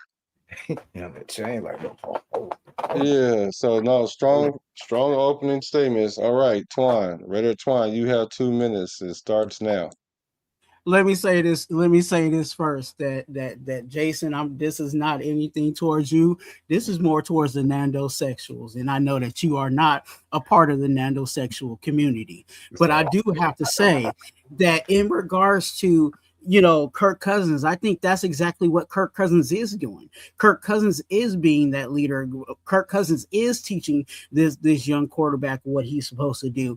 Imagine this scenario of having a young quarterback going out there to be the starter of this team and still be trying to teach the linebackers what they're supposed to do and teach the wide receivers where they're supposed to be in certain coverages. And then also, let's not forget what that young quarterback has to do in orchestrating the front line, which is the offensive line. And we know that everything starts with the trenches. So if we have this young quarterback that's still trying to figure out who he is in the NFL and then trying to establish the foundation of an offense, I think that's not beneficial to what we're trying to do here, especially if we have someone that is a veteran that can take care of that stuff. Yeah, I understand the frustrations of him being the number one overall, and this is the same thing that I said in regards to all the Nando sexuals out there. If you are under the belief that if we draft a player underall and he is the one that has to start, no ifs, ands, or buts, then we're in a situation where you have to say that our organization did not draft or shouldn't have drafted Mendoza first overall. So that's where the situation is. And then again, like I said in my other statement, there's other reports out there that he's not doing what he needs to do to get this offense down. So we have someone that's struggling to get the offense together, and we want this guy to prance his way out there and act like everything's going to be successful when this is the first year and the install of everything we're trying to do. Yeah, I think we're in trouble. Okay. Nice opening statements. We're gonna go to the 10-minute across the rules. You will be starting Twine, and you can either make a statement. If you do, if you can ask a question. If you ask the questions, allow him to answer the question. He does have 30 seconds to make a point. If you guys feel like you don't feel like hearing all them other points they making, you may jump in there. But I do like the way you guys been respecting each other's time. So let's find that fine line in there. So 10 minutes. Quan, you are first with the opening. Your So, time st- your time starts in a second. Now, so my question to you, with all the factors that are involved, and let me just give you the factors just in case, for those that are listening. Um, he has said publicly that he's nowhere close to where he needs to be. He's also addressed that he's not fully aware or fully in control or knowing all the protections for the offensive line up front. And then even on top of that, one of the biggest issues was because we're in the West Coast offense, his footwork has been a trouble in camp. Even further than that, before we started camp, he was taking snaps in the hotel room. Why? Because he wasn't too comfortable with getting the snap from under center. So with all those factors involved, are we still comfortable with this guy being an option week one? And where the second question to that is what how would that how would this just the preseason alone help him get up to speed?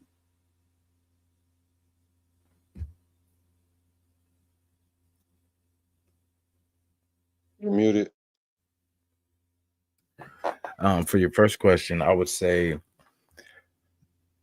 I don't know. I feel like if they're shying away from him, I feel like they're hiding something. So I want to see. Automatically, I gotta see. You know what I'm saying? Like I want to see if we throw him in the fire, how will he come out? You know what I'm saying? And like right now is the best time. Like you got Mahomes not at his best. You know what I'm saying? Coming off the ACL. Like you got Herbert coming off an injury. You got Bo Nix coming off an injury. So like right now is kind of a perfect time to kind of cruise until everybody gets right next year. You know what I'm saying? So like I mean, if anything, this is the perfect year because I mean, the reason why it shouldn't matter so much is that we're putting pressures on playoffs. Like in the back of our minds, people are playing 10, we're gonna get to the playoffs, but we got to realize where we are and what we have. Like we have to build his confidence. We got to get him ready. Like, yeah, he might not be ready right now. But I mean, if he's our future quarterback, I mean, how is not getting him time with the ones helping him? Putting him with like I remember we talked about this Rebel and Chris. We talked about putting him with the threes. I'm like, how does that help him? And I get it, the time and all that kind of stuff, but he's playing with people that probably won't even make the team. You know what I'm saying? So like, why are you not putting him with the people that are actually on the team and seeing if he can stay with it? You know what I mean? Like, I don't get that. Like when I was a kid, when we used to play basketball, I don't get better by playing the younger kids down, at the school. I play the old, what I mean? You playing the older kids, the grown-ups, you know what I'm saying? And that's how you get better. You know what I mean? It's gonna be rougher, it's gonna be tougher, but I mean, you get better. You know what I'm saying? You learn from the pros, you know what I'm saying? Like I get I like, and it's not that I'm blind and I don't see why Kirk is starting, you know what I'm saying? Because I mean, for 1.3 or whatever we're paying him, it's a win-win regardless, you know what I'm saying? But I just feel like I would like to put more emphasis, like at the worst case, where he's splitting with the ones. You know what I'm saying? Like getting Kirk. Because what if Kirk goes down week one?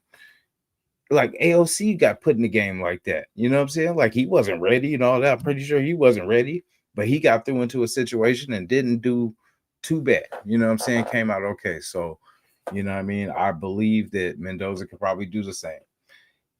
I mean, it's the best year to kind of really do it. Like I said, everybody's injured around recovering. We're the healthiest there is. You know what I'm saying? So there is. You know what I'm saying? So.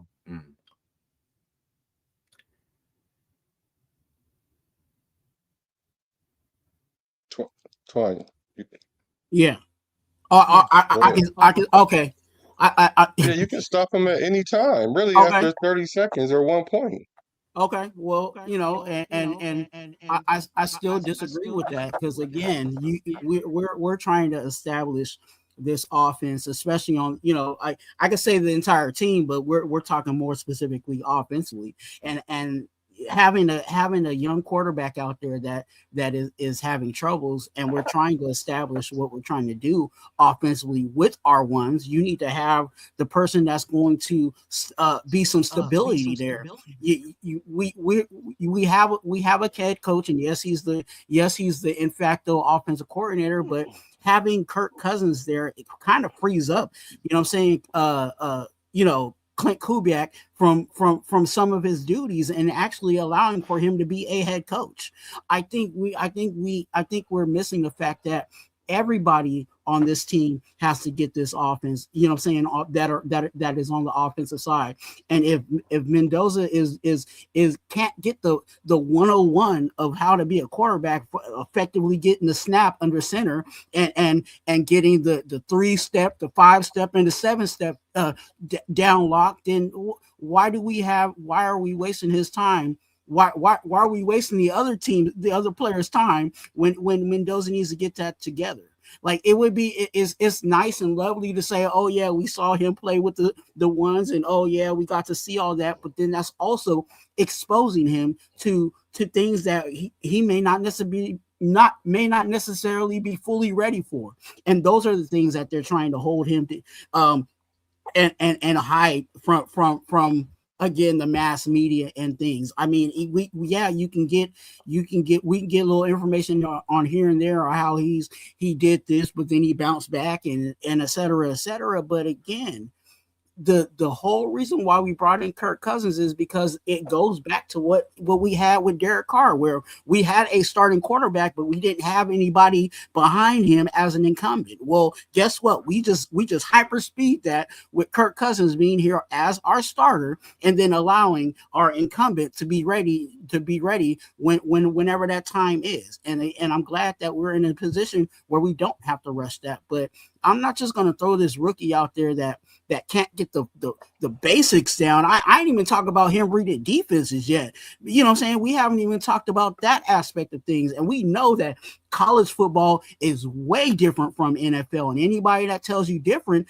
I don't know what kind of ball they're playing, you know what I'm saying, or looking at. So that's why Kirk Cousins needs to be the starter. And I don't see myself moving from that, you know what I'm saying, especially with all the reports that are coming about Mendoza, but even the reports that he's saying about himself. And people are so oblivious to that fact that he's telling you that he's not ready, but we still want to throw him out there.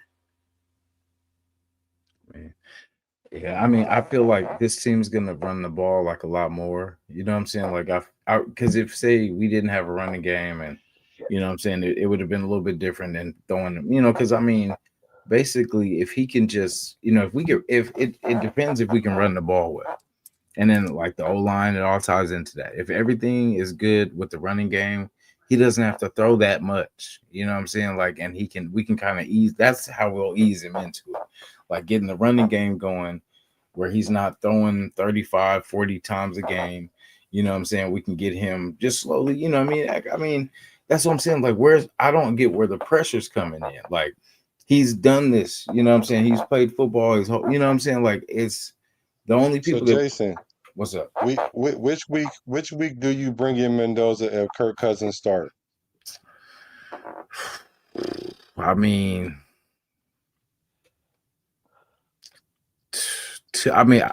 it's crazy because I like Kirk. You know what I mean? Like, I don't like when we do the vet thing. I really, most of the time, but for the price, we can't beat that. You know what I'm saying? So, like, I would say week. To be honest, to be fair, because I was gonna say week 3, but to be fair, I would like to see what maybe 5 or 6 games look like. You know what I mean? And if we're just going like 1-6, 1-5, or something like that, I mean, we could do that with Mendoza, and then he needs to learn anyway for the next year, because that's my thing. Like, he's missing time with the new center. They should be getting their calls and everything together. You know what I'm saying? Like learning from each other. If they're going to be the future together, they need to learn together. You know what I'm saying? Like, yeah, Kirk needs to show him, but he can talk to him too and guide him through this stuff. Like, he doesn't have to, because I mean, I'm the type of person I could sit on the sideline and watch, you know, all damn day. But until I get in there and I start making mistakes, learning from those mistakes, you know what I'm saying? I'm not going to get better. You know, I'm going to just be itching to get in there and see, oh, look, I can do it. I can do it. But until I get in there and make mistakes and get, you know, just go through it and physically get my hands on stuff, I am not going to get better. You know what I'm saying? Here we go. Raider Twine, I'll give you time to answer this question. Are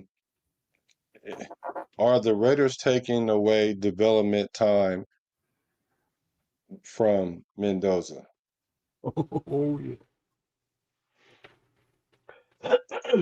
Repeat the question again. Is starting Kirk Cousins taking away vital developmental time from Mendoza?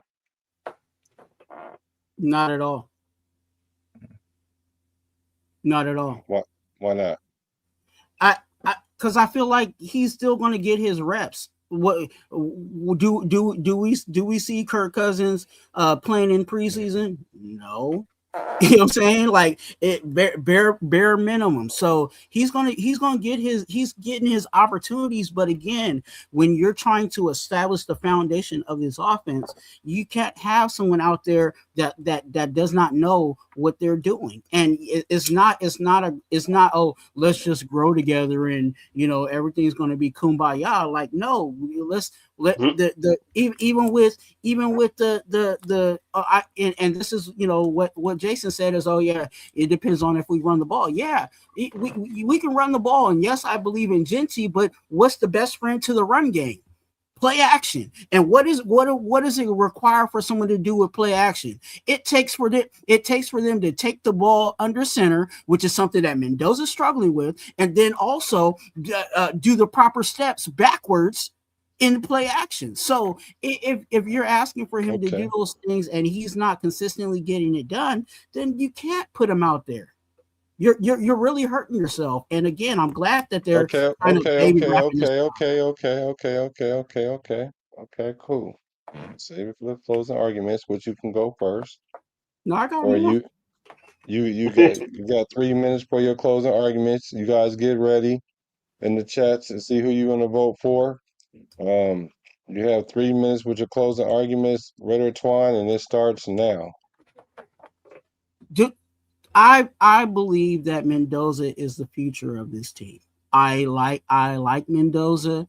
I believe that he is a better talented quarterback than someone like an AOC. But at this point of his career, he's not ready to be out there week one, especially where we are as a team.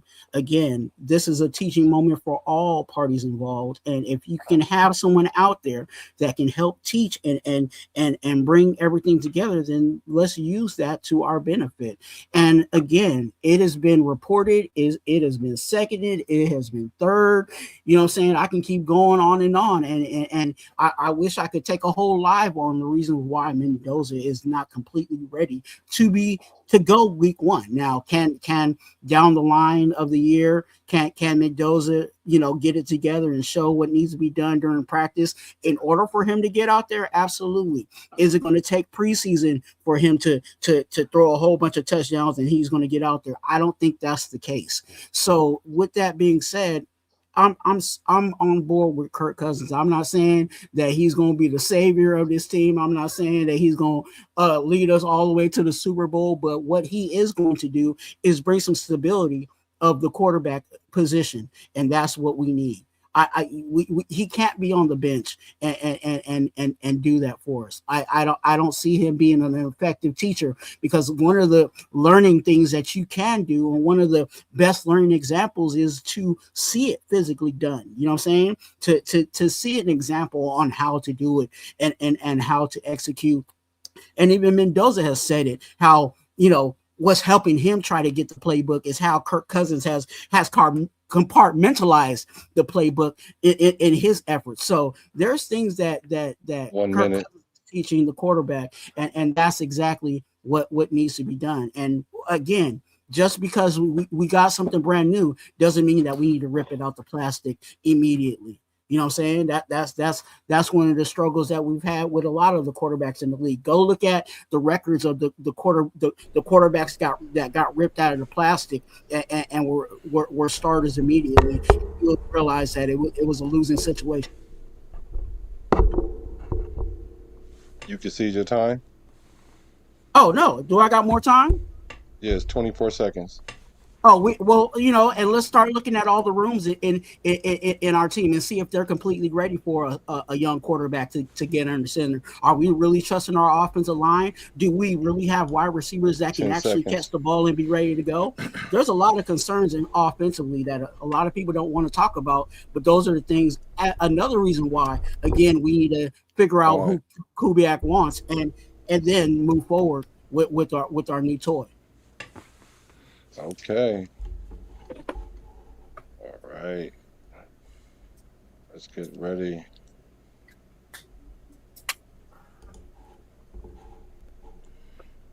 Raider Nation, Jason.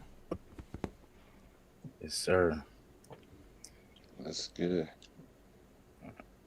We Man, have 3 minutes, and it starts now. I definitely, I'm gonna start by saying I definitely respect, what you said.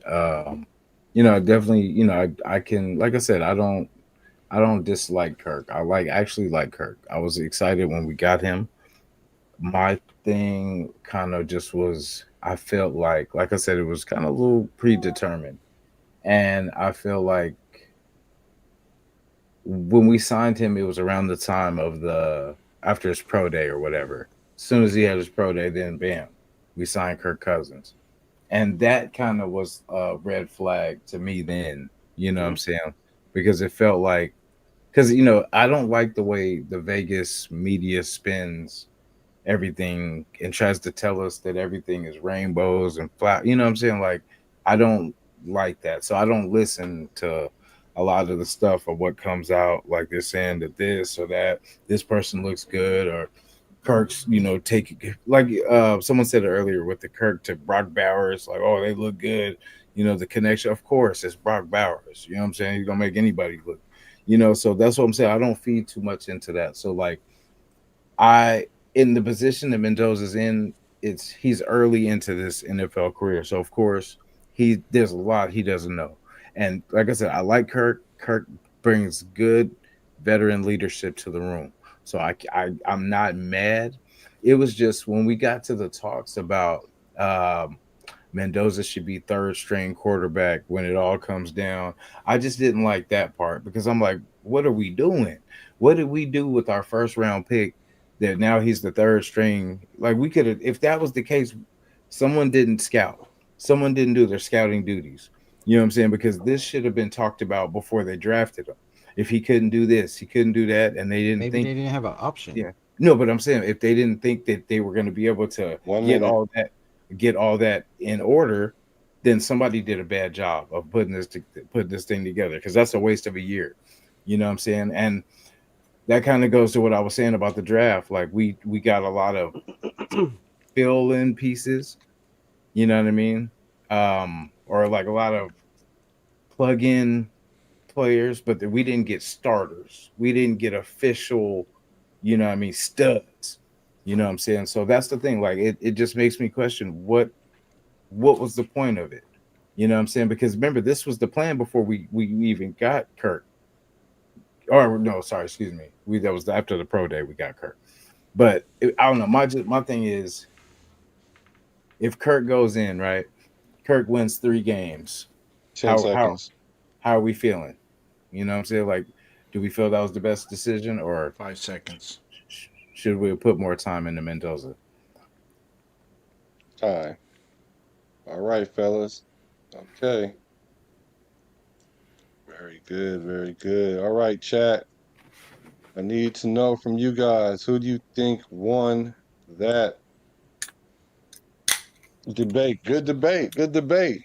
Who do you guys put? Put RNJ in the chat for Raider Nation Jason, and put T in the chat for Twine.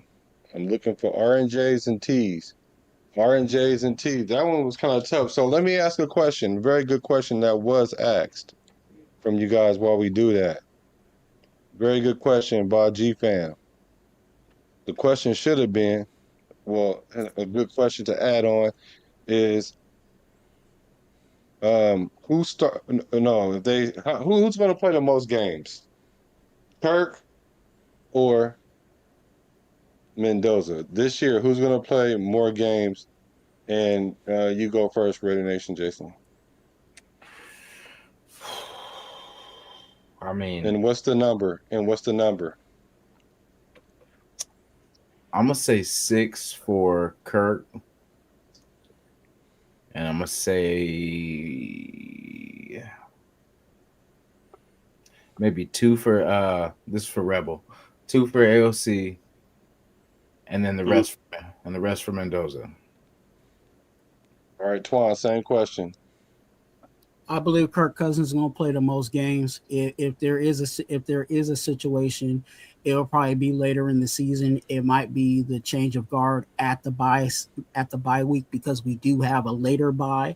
I think that might be a ideal situation. If they do decide to go that way, but I'm really believing that Kirk Cousins is going to play more games than Mendoza this season. Barring injury. And I think that and just even further, I think the process is Kirk Cousins starting, and then AOC is the backup. So it might be a situation where Mendoza doesn't even play this year, just depending on injuries. Okay, all right, you guys have it. I'm waiting for the chat to tell me who you guys got. If G Fam. If Well, the the chat don't give question me is the answers, too. I'm gonna go to the guy. Hold on. I'm gonna Can go to I? the guys in Can the I? back. But what's up? Sorry. Can I interject something? If it's gonna spark more debate, then no. No, it's not going to spark no more debate. I'm just okay. Never mind. I won't say nothing. Yeah, because we're at the verdict now. We're at the verdict at this point. Who do you guys got? Raider Nation, Jason. Somebody got peeled off. Raider Nation, Jason, or Raider Twine. I'm gonna let you go first, JD, with your verdict. Okay, so my verdict: both guys, absolutely excellent job in bringing your points and counterpoints. Much respect to both of you guys, man. I subscribe to both of your guys' channels. Respect both of you. There's takes, there's pluses and there's minuses. I think the biggest thing we're hung up as a fan per se of wanting instant gratification with the number one pick. But sometimes as a fan, we got to kind of put that in our back pocket and just let the process play out. But to Raider Jason's point is that you drafted him for a reason. And to bring him up and just put him in, it makes that it seems logical. But also at the same time, to Twan's point, and I'm going to hang my hat on Twan, this is where my vote's going, sorry, Jay, is the fact that there's 10 other guys on that team that need to be brought up to speed as well.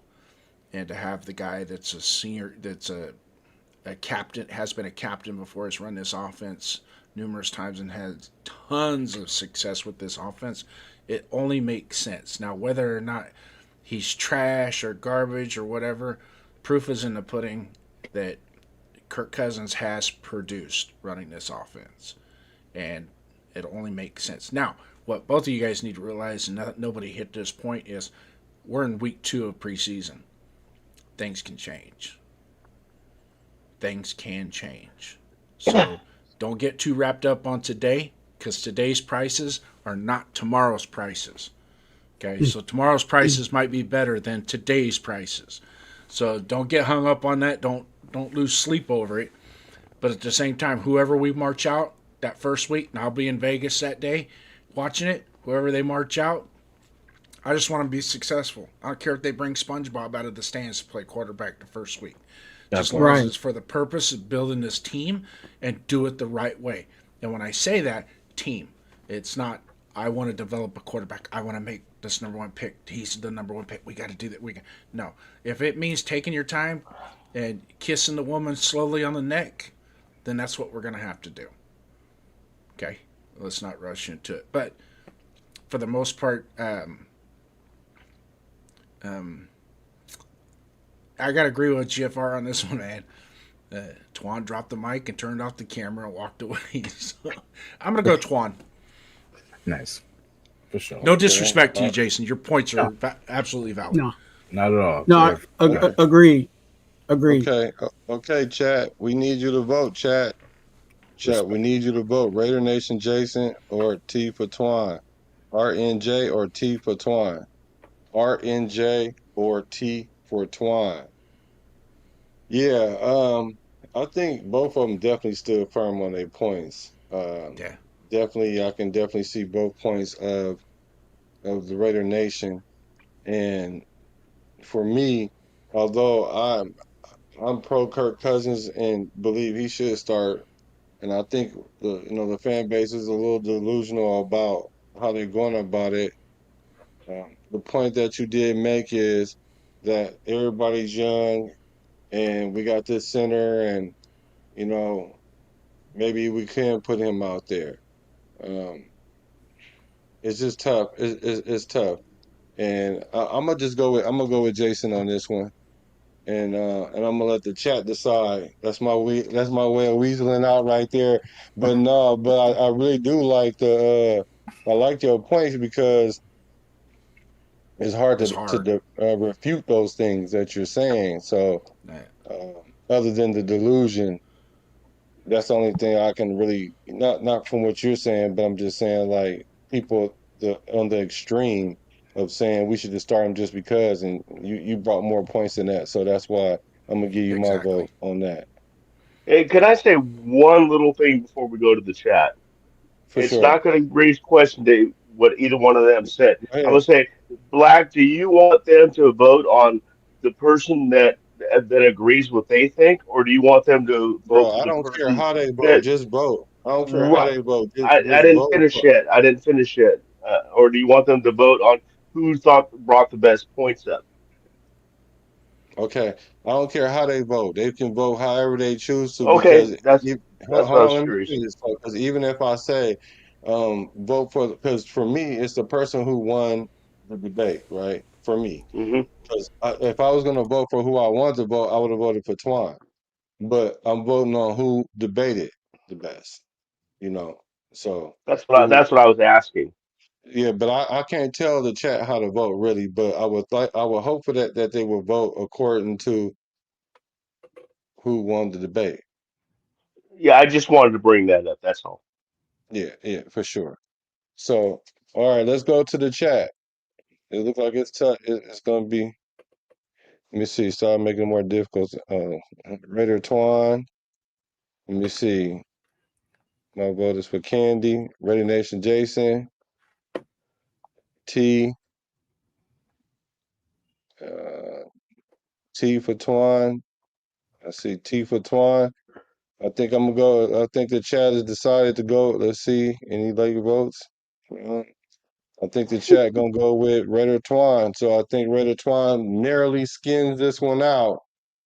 So congratulations for the next one. And the next round will automatically be um, Severe and Rebel. But Raider Twine, hey, good debate, Jason, for sure. Yes, sir. No, I also want to say good debate to Jason. Again, you already know it's all love, you know what I'm saying? And again, I'm just strong on Kirk Cousins setting the foundation for our future. You know what I'm saying? I believe again, I love, what we're trying to do with Mendoza. And, I think the idea of having him is for the long haul. So, however long it takes for him to get it, get it all the way down. I'm for it because I don't want to go through this process again. If you guys have watched, my video of the, are you a nandosexual? I'm saying one of the biggest things that I said was I was frustrated and displeased with some people that call themselves Raiders fans that was dancing and twerking for us to tank. And again, a team that says just win, baby, is accepting that. So I wasn't happy with that, and I don't want. I wanted that to be the first time, and I wanted that to be the last time that we ever went into that situation where, again, some people within Raider Nation felt like it was okay for us to tank. And again, for my opinion, and again, my Raider gospel, there's no tanking in Raider Nation. You know what I'm saying? So, let's continue to see how these guys get out there, and again, like Kirk Cousins said, let the best quarterback win. Right. Okay. Let's bring all the guys back on the panel. Let's get back to it.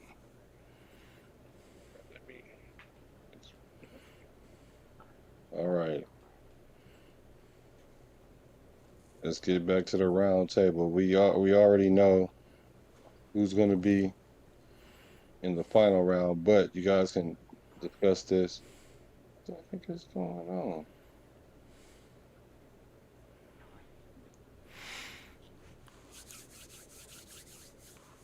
All right. The next question for you guys was Ashton Genty the right pick at number 6? Was Ashton Genty the right pick at number 6? I saw that red hat pop off his head already, man. This is a setup. This is a setup. Is this a question or is this a statement? This cannot be a serious question. So here we go with. All right, everybody stand back. Let Severe do his thing. No. This is the round table. Everybody can have their discussions about this, but I will suggest that Severe and Rebel, choose their shots wisely in this round. And also, Twan, do you choose to be the judge or not? Yeah. So we're competing and we haven't even got to go yet. No. This is where everybody gets to give their. Hold on. This is the round table. So I don't know how this sure works. the other guys want to give their opinions too. You guys don't have to necessarily partake in this or whatever, or however you choose it, but you guys will debate each other. I don't gotta say shit. That again? I don't gotta say a motherfucking word, bro. I don't gotta say shit. I don't gotta say nothing. A motherfucking thing. Hey, Black. I'll be the judge, but I thought they was gonna go on to Mendoza and Kirk Cousins, but yeah, let's Mendoza go and Kirk Cousins. No, it would have been AOC question for Rebel, but I want to. I started AOC over Mendoza. Shit, at this point, so it would have been perfect agreement there. Okay, let's go. General, this is the round table for all you guys. The 8 minutes start now.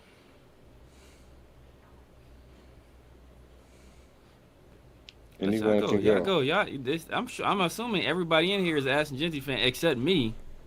Oh, wow. So look, if we want to do a modified debate and let everybody join in against me, we can do that too. I'm good either way, bro. I hold my own. We can do. Was Genty the right pick at number 6? No. Okay, so me and JD on the same page then. Okay, so shit. But since he is on our team, and I agree with Severe, and you said it in your past episodes, and I actually gave you an amen on that one. Is he a great quarterback? No. Or a great running back? No. Could he be a good running back? Somebody that's serviceable that can help us be competitive? Yeah. He's gonna have his moments. But he's not gonna lock up ESPN anytime soon with that dun dun dun dun dun dun. Ain't none of that shit happening. Okay, but I mean, granted, I like what he did at Boise State, but that was Boise State. Okay, We saw what he did at Penn State and what happened against Penn State in the playoffs. And no fault of his own, shitty offensive line. Well, guess what? First year in the NFL, shitty line. So it was just wash, lather, repeat for him. He just changed uniforms. That's all that happened. I would have preferred to see a little bit of him in the SEC doing that kind of shit. And then I would say, okay, let it be. But for the most part, there were spots last year where he looked good, okay? But spots ain't going to do shit for us. We need more than spots. We need week in, week out, tote that rock 80 to 120 at any given time, and effective 80 to 120 at any given time. Not just putting numbers up so their fantasy football leagues look good. You can still be an effective running back, get 80 yards, 85 yards rushing in a game. Okay, I mean, Bo Jackson's first game against the Broncos everybody was, oh, whoa. He only had 87 yards rushing, and one of them was on a long run that he plowed through everybody. So, I mean, it happens. I'm not Severe. God damn it, I'm not comparing him to Bo Jackson. Don't even start that shit. I know you're not. But some people does will, Genty though. have the That's the thing, ability people to will. give us RB1 type of production? We'll see. But we all know that offensive line is going to have to come around. And the part that a lot of people miss is probably the best pickup that we had this year in the offseason was Rick Dennison. And proof is in the pudding with Rick Dennison. He could take an undrafted free agent out of Tennessee and make him the bomb with the Houston Texans. So he has the ability to do it, and he's done it several times, not just with one or two. Everywhere he goes, he solidifies the run game with how he coaches his offensive line, and that's, of all things that I've heard in preseason this year, is the offensive line is getting coached. Okay, so the offensive line coach is coaching the guys. So just that fact in and of itself is going to make it that much better. So we'll go from the 34th best offensive line to at least the 20th best offensive line just with the coach. Now throw in a Linderbaum there, solidifying our guards with some upgrade, with our developmental guys that step up their game. Who knows? We could probably get up into that top 15 on an offensive line, which in turn is going to give Genty some yards.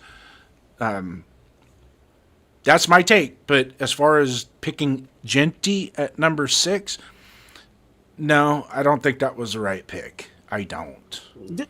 Okay, I'm gonna say the same thing. I'm gonna keep it short, a little shorter though. But I don't think Genty was the right pick at 6, and I'm gonna piss a lot of people off. I'm gonna say, we could have, picked up an offensive lineman at 6, and we would have been a lot better off for it. And we could have gotten Jeremiah.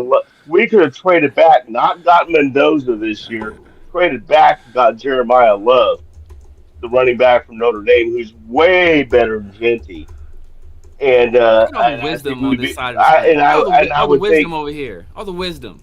You see that? You see those grays? That's wisdom. You better listen to these men. No, they know what they're talking about. Was it a mistake to take Ashton Genty at 6? Does a bear shit in the woods? Sometimes. Bear shits in the woods. You know what he wipes his ass off with? A rabbit. So that's how it works. Let me jump in and say this. I really don't want to get into the debate because this is my time to be the judge. But whoever thinks that Genty is anything close to Bo Jackson, that's diabolical. That's all I wasn't comparing him. I was only saying I'm just saying Bo's first game was only 80 yards. I'm just saying whoever believes that, I don't think there's anybody on the panel that believes that, but whoever's listening to this, if you believe that Ashton Genty is Bo Jackson or even close to comparison to Bo Jackson, that's diabolical. Yeah. Does And anybody, don't take Jason, what I said as a how you feel, comparison Jason? either. Yeah, and look, and he said, Hold on, Sabir. Jason, you what you thinking? I mean, it was early at 6, you know what I mean? But everybody think that. well, I mean, to be honest, because especially when you look at how everything shook out in the draft, Wow. Like, and I would have went because I mean, for the look how the line shook out. We could have definitely used the lineman better. You know what I'm saying? And that like a tackle in that spot. You know what I mean? Rather than, I mean, like, hopefully we'll see what it looks like in this. With Dennison and all this. Like, see if that'll even matter. And then if he gets better, then cool. You know what I mean? But as far as like 6, that is a little early. You know what I mean? But I mean, Brock. Look at Brock at whatever we get 13 or whatever we got him. That was supposed to be early. You know what I mean? And he ended up being We got our Brock late. top. We got Brock Well, late. Brock. I People mean, thought the Chargers was gonna take Brock instead of Joe Alt. yeah, Only but thing what dropped Brock was he was hurt. He didn't go through the off season stuff because he didn't run at the combine. He didn't do anything at his pro day.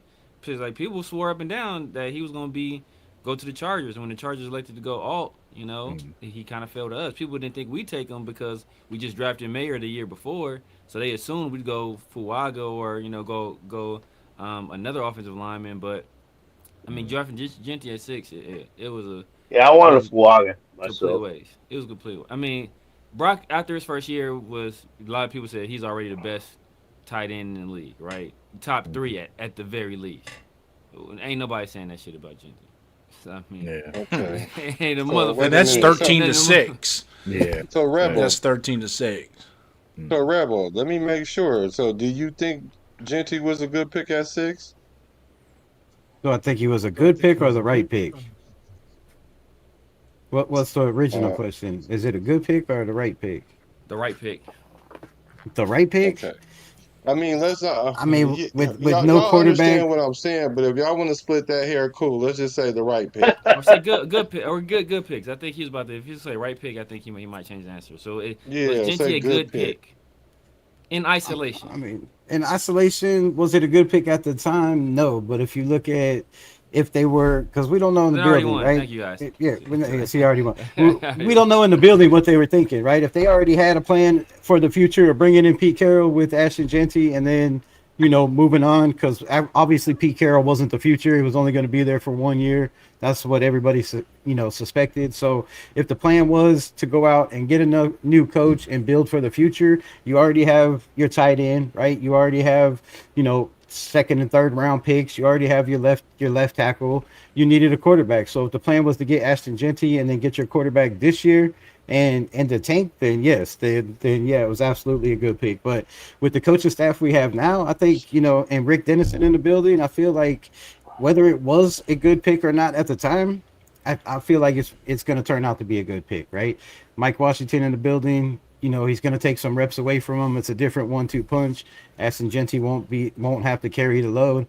They have to get a right tackle that can block in the run game. I think that's that's going to be a big part of it. You can only run to one side. It seems the left side because Colton Miller's damn good at blocking or run, I guess, behind Tyler Linderbaum. So, was it the right pick for the position we were in at 6? No, because you had Marvin Mimbu there, you had receivers there. I mean, you could have went a bunch of different ways. So, was it the right pick? No, Okay. but was it a good pick? I feel like Ashton Genty will be a good pick for the future. I really feel like he's a 1,200 plus yard per season with another 400 or 500 yards out of the backfield, maybe even 6 in his Kubiak system, right? He can catch out of the backfield, he can make plays. There's all kinds of noise in camp talking about he looks totally different than last year. He said it himself. He was a rookie on a bad coach team, and I feel like we have to give him not a pass, but see what he is this year. And if he comes out and he's asked this year and has less than 1,000 yards, then yeah, it's it's time to have that conversation. But I really feel like it's really hard to judge anybody on this team, and I keep saying that last year because of the coaching staff, the 2 offensive coordinators, the the family running things, not only the offensive line, but he's the run game coordinator as well. So when you look at who was the run Don't go game too deep. coordinator, you know what I mean? Like, Okay. I got you. Good point. So let me ask you this, Severe. Should the Raiders trade AOC?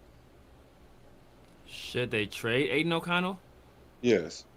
They won't get the same value that Aiden O'Connell offers as a backup quarterback in a trade. Like, they probably won't get anything more. Like, they probably won't get anything. To be honest with you, maybe like a a switch in draft positions in a different round, like in a 6 or 7, but they're not going to get anything for a guy that's obviously going to be the backup and likely with the Raiders' plans like a third stringer. So should they trade him though? Why would Yes they? or no? No. So Why you would they? say He's not going no. to get value.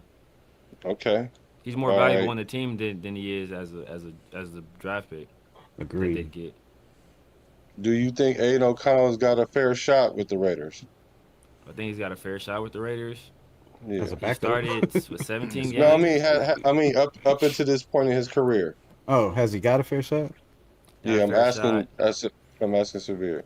He's been involved in 2 quarterback competitions. You know, he's lost one clearly. The other one was more muddy, but I felt he lost that one as well. So he's lost 2 quarterback competitions. So yeah, I think been given a fair shot. Fair enough. Okay, cool. That's a debate question right there. AOC got a fair shot. Let me set it up for you guys.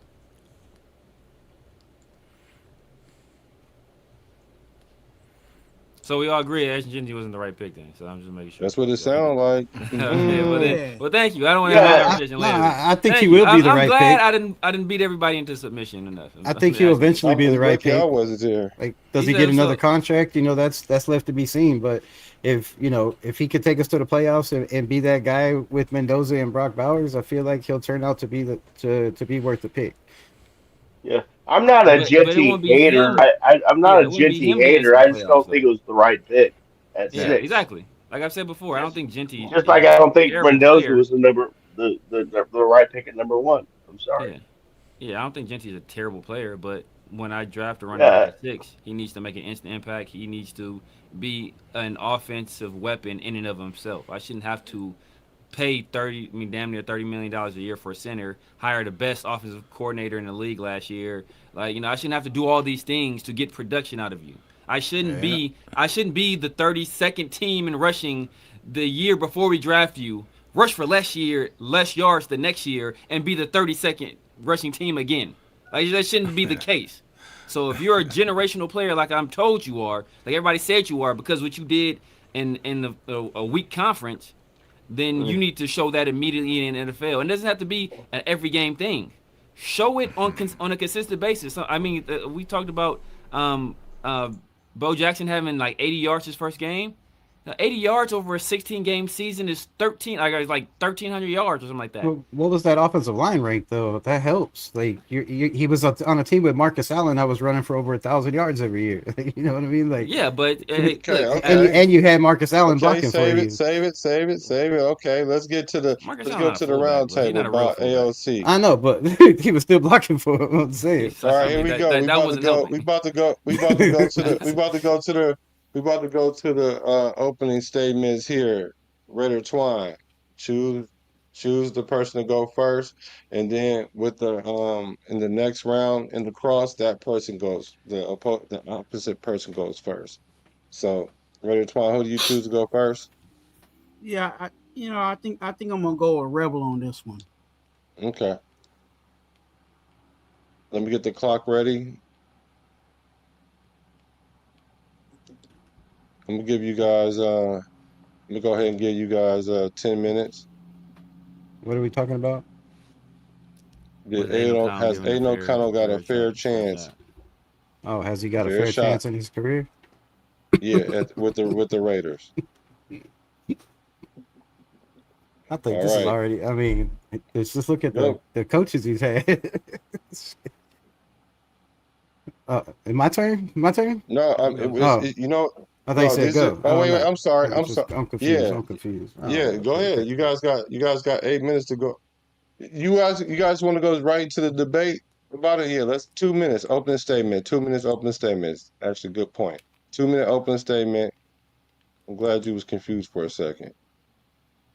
All right, 2 minutes opening statement for you. 2 minutes opening statement for you, Rebel. Starts now.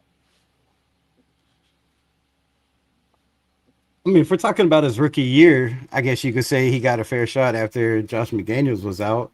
But after that, I don't see how we could say he got a fair shot. I mean, I talked about it earlier. There was really no competition with Gardner Minshew. He was the guy making all the money. He was going to start. We all knew that. We all knew that with Geno Smith, right? We know it this year with Kirk Cousins. I don't see how you could say a kid's got a fair shot when you're throwing to Devontae Adams, Hunter Renfro, and Jacoby Myers, and then you take all that away from you take all that away the next year, and you're sitting on the bench, and then when you start losing, you put the kid out there, and then of course whatever happened, he got injured. But yeah, I don't know how you could say a fair shake. You had 7 offensive coordinators in 3 years, and last year, there was no chance of anybody playing. Even with Geno hurt, they still tried to play Geno. So yeah, I don't see how anybody could say the kid got a fair shake. I mean, you're throwing to guys like Alex Bachman and Christian Mm. Will and Christian Wilkins, the other, not the Christian Wilkins defensive line, but Wilkerson. Christian Wilkerson, yeah, Wilkerson. You know what I mean? You're throwing to guys like that, and Michael Mayer. So yeah, I don't know. I just don't see how you can say he got a fair shot when you have Antonio Pierce as the coach, and then Chip Kelly as the offensive coordinator. The kid did damn good with Bo Hardegren, who had never called plays in his life. The kid went 5-4 as a starter and 5-5 as a rookie. So, and then what, 9 touchdowns to 1 interception in his last 5 or 6 games. So to come out and have to battle Gardner Minshew for a position who everybody was talking 10 about in camp, seconds. AOC was winning, and then you get shuffled behind because you bring in Tom Telesco and they pay Gardner Minshew all that money. So I just don't feel like he really got a fair shot Time. at all. All right. Severe. Your opening statements. Your 2 minutes. Start now. Yeah, he was given a fair shot. I mean, the fact that he even saw the field, right? A lot of times people like if a lot of times somebody wouldn't even go to a rookie, let alone like a rookie fourth round pick in those situations. So the fact that he even got that kind of exposure shows you that he was given more than most fourth round picks ever get in their entire careers. There's guys drafted in the fourth round that never touched the field in any meaningful snaps. The fact that he actually saw some time and was able to have a modicum of success. I think the fact that we were so low as a franchise at the time that he played well or played somewhat well, won some games. I think the main games people point to are the Chiefs games, one of which he didn't complete a pass. For after the second quarter, it was won on 2 defensive scores. And the running game in that game. I think that's been more than given a fair shot, right? And then the very next year, he was in the quarterback competition with Gardner Minshew, which a lot of people said Gardner Minshew was winning, and a lot of people said Aiden O'Connell was winning. And know what happened? And why Aiden O'Connell subsequently ended up losing that competition? Because he threw a pick six against third stringers. And that basically sealed his fate. It was a close enough competition before that, but if he doesn't turn the ball over in a situation like that, then there's a chance that he wins the job. But guess what? It was in his hands, and he fumbled it away. And that's something that we've seen consistently is that he turns the ball over in inopportune times. And the fact that he's going through all these offensive coordinators, guess what? Every quarterback on our roster has gone through those same things. So to say he wasn't given a fair shake, I think that's being hypocritical because was Geno Smith given a fair shake if that's the case? Because he had to deal with old man Pete Carroll and Brennan Carroll didn't know what the hell he was doing, and Chip Kelly and whatever else after the fact. But we don't point to and say, oh, well, Geno Smith didn't get a fair shot as a starter last year. He 10 got to But play we all seconds. say Aiden 17. O'Connell didn't give a. But we say Aiden O'Connell wasn't given a fair shot because he had to deal with that same offense. It doesn't make any sense. He's a Time. solid backup quarterback, and as a guy drafted in the fourth round, I think he'll make a long career being just that. All right. Let's go to the. We're gonna go to the next round, the cross, and give you guys 10 minutes on this one. Rebel was ready to rebel. So you guys got 10 minutes. Remember the rules. Um, so Severe, you start off. If you ask a question, you got to allow him to answer the question. He has 30 seconds to answer the question. If he starts making other points, you can jump in. But if you guys want to let each other finish these other points, that's fine too. I'm just saying that is within the rules. And keep it respectful. You guys been very respectful all night. Appreciate it. All right, the Yeah, I was 10 about to minutes say. starts now. So what does a fair shot look like to Raider Rebel, Raiders Unleashed, what would a fair shot consist of? I mean, fair shot for a 4-string quarterback. You would hope if you're putting in a 4-string quarterback, you at least have an offensive line, receivers to throw to, somebody to call plays that could at least put you in the best position or give you the ability to change, use your skills, change plays at the line of scrimmage, check into a run play, check into a hot route, right? Be able to do what quarterbacks do, and I just haven't seen that. I mean, you can watch tape over and over again, and I don't see. Once in a while, I've seen him, pointing out the mic, but you don't really see him changing formations or checking into a run play. So I don't know. To have an opportunity, I just feel like you got to be given an opportunity, right? You can't just say, oh, well, he was given an opportunity with Antonio Pierce, that was a linebacker coach, and doesn't even know how to coach a team, and then the guys you bring in around him, the coaching staff you bring in around him, like, I mean, I don't know. That, to me, if you're going to give somebody a fair shake, then you would at least give him that chance to start that season. And you're right. Maybe he did, end it by throwing that interception. So time out. You say that Antonio Pierce didn't know what he was doing, right? That's your contention, correct? That was, I mean, it's just yes or no question. Yeah. Okay. Obviously, the first year was different coaching staff. That was McDaniel's coaching staff. When did Aino Kana win most of his games? Who was the with head coach? Antonio Pierce? But that was exactly McDaniel's, my. So if he didn't know what he was doing, okay. So he didn't know what he was doing then. Then when Aino Kana was winning games, so that was just all Aino Kana. It's nothing else. Aino Kana just carried us to those wins. Then the next year he couldn't do it. So now Antonio Pierce doesn't know what he's doing, right? Remember, everybody in the Raider Nation wanted Antonio Pierce to be the head coach because of that string of wins, except me. I wasn't a believer until we won on defense against the Chiefs. I said, don't do it. And I said, if you do it, give it a man multiple years. We went the opposite direction. But so he didn't know what he was doing at that point. But the very next year, after all of Raider Nation called for him to be the guy, and then Aino Kana doesn't have the same success, now it's Antonio Pierce's fault? I say Antonio Pierce, when he took over and they won those games, he was not controlling the offense. He was controlling the defensive side of the ball. That was Bo Hardegree, and that was Josh McDaniels guys that they brought in, right? It was Joe Lombardi was still there. I think he got fired. Already. Yeah, he got fired. At the same time. They got fired, and Joe Hardegree took over. But there was guys like Joe Philbin, and there was still a lot of veterans in there that he could lean on. Antonio Pierce was and then the second year he brought in, the guy from New York, and then. And brought in all his guys, and it didn't work the second year, right? Wasn't it Chip Kelly that he brought in? Wasn't that his guy? So no, that wasn't. Who guy? Antonio Pierce. No, that was not. That was not his guy. Chip brought in Chip Kelly. He not him and brought in Chip Kelly. So. I mean, not Chip Kelly. Luke Getsy. My bad, Luke Getsy. He brought. Well, that was he wanted. We all know who he wanted, and he wanted Cliff Kingsbury. Yeah, and the Raiders. He bounced. And the Raiders. Yeah, the Raiders didn't do what they needed to do to make sure they had Cliff Kingsbury in hand, and then Cliff Kingsbury went on to the Commanders, and Jaden Daniels had the best rookie season of any quarterback of all time. So that's not on Antonio Pierce. He also wanted a quarterback too. Yeah. I mean, he also wanted to keep Josh Jacobs as well. But hey, but they could have drafted Spencer Rattler, and he didn't. So I mean, we all know how I feel about Tom Yackenberg, who is the player we chose over Spencer Rattler. But so we don't even need to get into that. So Antonio Pierce was running the offense. Who was the offensive coordinator? Say Bo Hardegree was the offensive coordinator. No, I'm talking about his actual year of being the head coach. Who was the offensive coordinator? It wasn't Antonio Pierce, was it?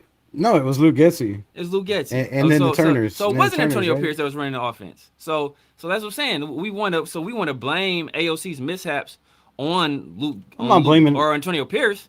I'm not blaming him was running offense. On Antonio Pierce, because Antonio Pierce said afterwards that he wanted AOC to start, that he was outvoted from the guy that he brought in, and Luke Getsy and Tom Telesco. Let me ask you this.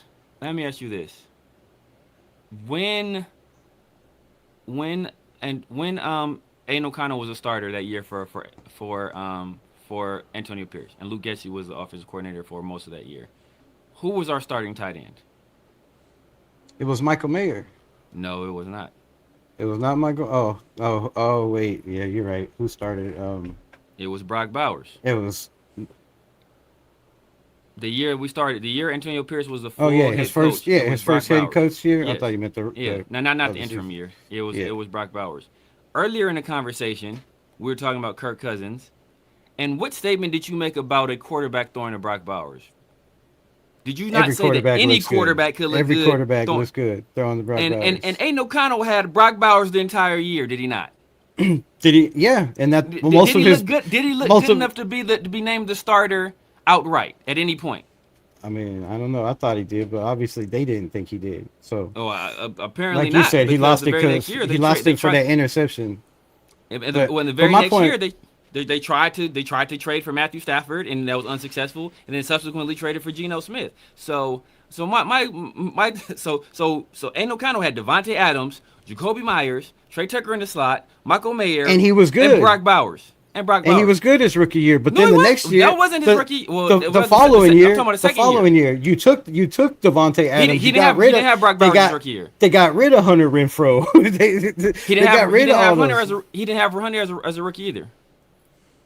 His rookie year wasn't Hunter Renfro still on the team? No, he didn't have. He didn't have. I thought Hunter was already dealing with whatever he was dealing with. He was already out of the league. He didn't have Brock Bowers. Yeah, well, you still had Jacoby Myers and Devontae Adams. And he Devontae had that Adams the next year with Luke Getsy too. Is the safety until they blanket. asked for the trade. Yeah, until they asked for the trade. So he had that his rookie year as well. His that next year as well with Luke Getsy there. So and he still didn't look good enough. So my point is that, and it's not to trash Aiden O'Connell. I think Aiden O'Connell is I think he's an NFL caliber quarterback. I don't think he's a starting caliber quarterback. I think he's a guy that will make a lot more money than a lot of these other guys because he will be in the league a very long time as a backup. And I think after that, he will go into coaching. But I don't think he's a guy, especially on this team, that's going to elevate the people around him. I think he needs more around him to be successful, and we're not in a position to do so. And that's part of the reason why I didn't want to draft Mendoza, because I don't think Mendoza is a guy that lifts everybody. I think he's a cog in the system. So I don't think either one of those guys should be the guy for our team. But now, we're stuck with both of them, and I've said it before that if Kirk Cousins is a starter, I think Aiden O'Connell should be the backup, because first of all, we've seen Aiden O'Connell have an opportunity to come in games where he didn't start, come in and have some success. We've seen him be named starter a week on short notice and go in there and have some success. He's used to that role, but generally in games where he's named the starter early, a la the Minnesota game where we lost 3-0, he struggled. So let me cut you off here. But then the next week he come out and threw 4 touchdowns in the first half. Okay. So he's also 6-1 when they rush for over 100 yards. It should be 7-0. I mean, the dude's 2-0 against Kansas City. He put up 340 and 2 touchdowns in a loss to Kansas City. I don't want to mute your mic. I don't want to mute your mic. The JPJ fumble. JPJ snapped the ball when nobody was looking. No, he did. He gave the signal. There was no. He gave the signal. Dylan Parr, because in our system, it's on film. We can break it down. It's on. You can look at it right at it. He's looking this way, and there's no JPJ just snapped the. Okay, Sabir. He gave the signal to Dylan. Dylan Parham is the guy that makes the signal. Stop. In a silent count. Sabir. I know what I'm talking about. Hold on, we're running out of time. So what do you think about AOC saying that he wants to be a starter, since you say that he's a serviceable backup source? And how do you think? How did you feel about that comment when he made it? I love that comment. There shouldn't be a single player in the NFL that should say I'm okay being a backup. If you go in a camp or in OTAs, in a training mini camp, training camp, OTAs, any of that, and saying, okay, yeah, I just want to be a backup. Nah, bro, fuck you then. Get the fuck off my team. I don't want nobody that's not going and in this to be a starter and be a contributor on a team. So yeah, that's the attitude I want him to have. Now, I don't want it to be a situation where if he's not the starter, he's going to sulk about it, and he's never shown that he has or would in the past. So that's why I think he's a great backup, because he's a guy that's going to go out there and push your starters and make sure they earn the job. And then if and when he doesn't win the job, he's going to be competent in his role as a backup and do what the team needs to do to 10 win. seconds. Okay, so Rebel, with that being said, well, why do you think they're not giving him a opportunity to start this year then, because if that's what he said and he hasn't really had a fair shot, well, what is the reason do you think that this regime, which is the most um, competent regime that we've probably had on paper so far, um, why don't you think they're giving him a fair shot? Has he been taking first team reps? I mean, we heard when he was out there with the twos, he's throwing touchdowns to Cedric Jackson, right? He's throwing touchdowns to Malik Benson. He's throwing touchdowns to Jack Besh. Then he's running with the threes. He's throwing touchdowns to EJ Williams. So I mean, the man's out there running. Like if you put him with a decent offensive line, which he showed his rookie year, they had a decent offensive line. He had weapons to throw to. He was decent his rookie year. I don't think he just became a bad quarterback after that. The team fell off after that. The offensive line got worse. The offensive line coaching got worse. The play calling got worse. The offensive got worse. You got rid of his number one target in Devontae Adams. And like I said, you're throwing to guys like Alex Bachman. So put him out there with the ones and just see what he has. You know, if he doesn't have it, then fine. Like Severe said, you know, last year, 2 years ago, his sophomore year, he had a chance. He threw an interception in the preseason game, and that was it, right? He lost the job himself. So go out there. If the coaching staff is constantly preaching, everybody's going to get first team reps, and there's a competition at every position, then just show it. Just show it. Go out there, let each quarterback and Fernando too run with the ones and see what they can do. Like I said, throw in the Brock Bowers and see what they can do with a better offensive line and a better coached offensive line. You have a better center you're not gonna have somebody pushed in your face constantly. I mean, you still have struggles at the right tackle position, but you know, maybe Trey Zune could take that over by the time the season starts the way he's been playing, right? They said they're going to find a spot for him, and maybe that spot is right tackle because DJ Glaze is constantly, we hear, getting beat, you know, over and over again. Yes, it's just not just Max Crosby. So, you know, put him out there with a good coaching staff, a coach that knows offense, that knows how to scheme guys open, a guy that's going to put him in the best position to win in the preseason, and see what the young man has, right? Kirk Cousins, like I said, he's just where he's at because of the relationship they've had. They know from his body of work what he can do. He's the veteran, but there's no proof that Kirk Cousins can still be Kirk Cousins coming off that injury 2 years ago. Okay. Land it. Because you got your closing arguments. Save some of those haymakers for the closing arguments. So Severe, you went first with you went first, and then so you will get your Rebel. You'll get to start your closing arguments. You're gonna have 3 minutes. Let me get you get your 3 minutes. And also here's a comment for you to address inside of your closing. Good question by G Fam. Well, he did start 17 games, went 7-10. 377 completions with 608 attempts, 62.62 completion percentage, nearly 4,000 yards, 20 touchdowns, 11 interceptions, 187 yards per game, and sacked 35 times for 260 yards lost. Fair shake? So do you feel like that's a fair shake? Oh, I should have put it up. My bad. So you could have read it. My bad. You can read it. Yeah, I know all the stats. Yeah. Okay. So I don't know what. Hold on. I don't know what the question means by fair shake. Hold on 1 second. Your 3 minutes starts now. I don't know what the question means by fair shake. He's saying I don't know, right? With the I don't know symbol. So I mean, yeah, those numbers right there tell you that the kid could go out there and win games. I don't feel like we lost a lot of games from Aiden O'Connell if we lost any, right? Maybe the Chargers game, his first game ever of his career, where, you know, he got sacked 7 times and then just led us back from down 10 points with a chance to, you know, go in and win the game or tie the game, whatever it was. And he threw a pick 6, you know, rookie mistake, right? First game ever.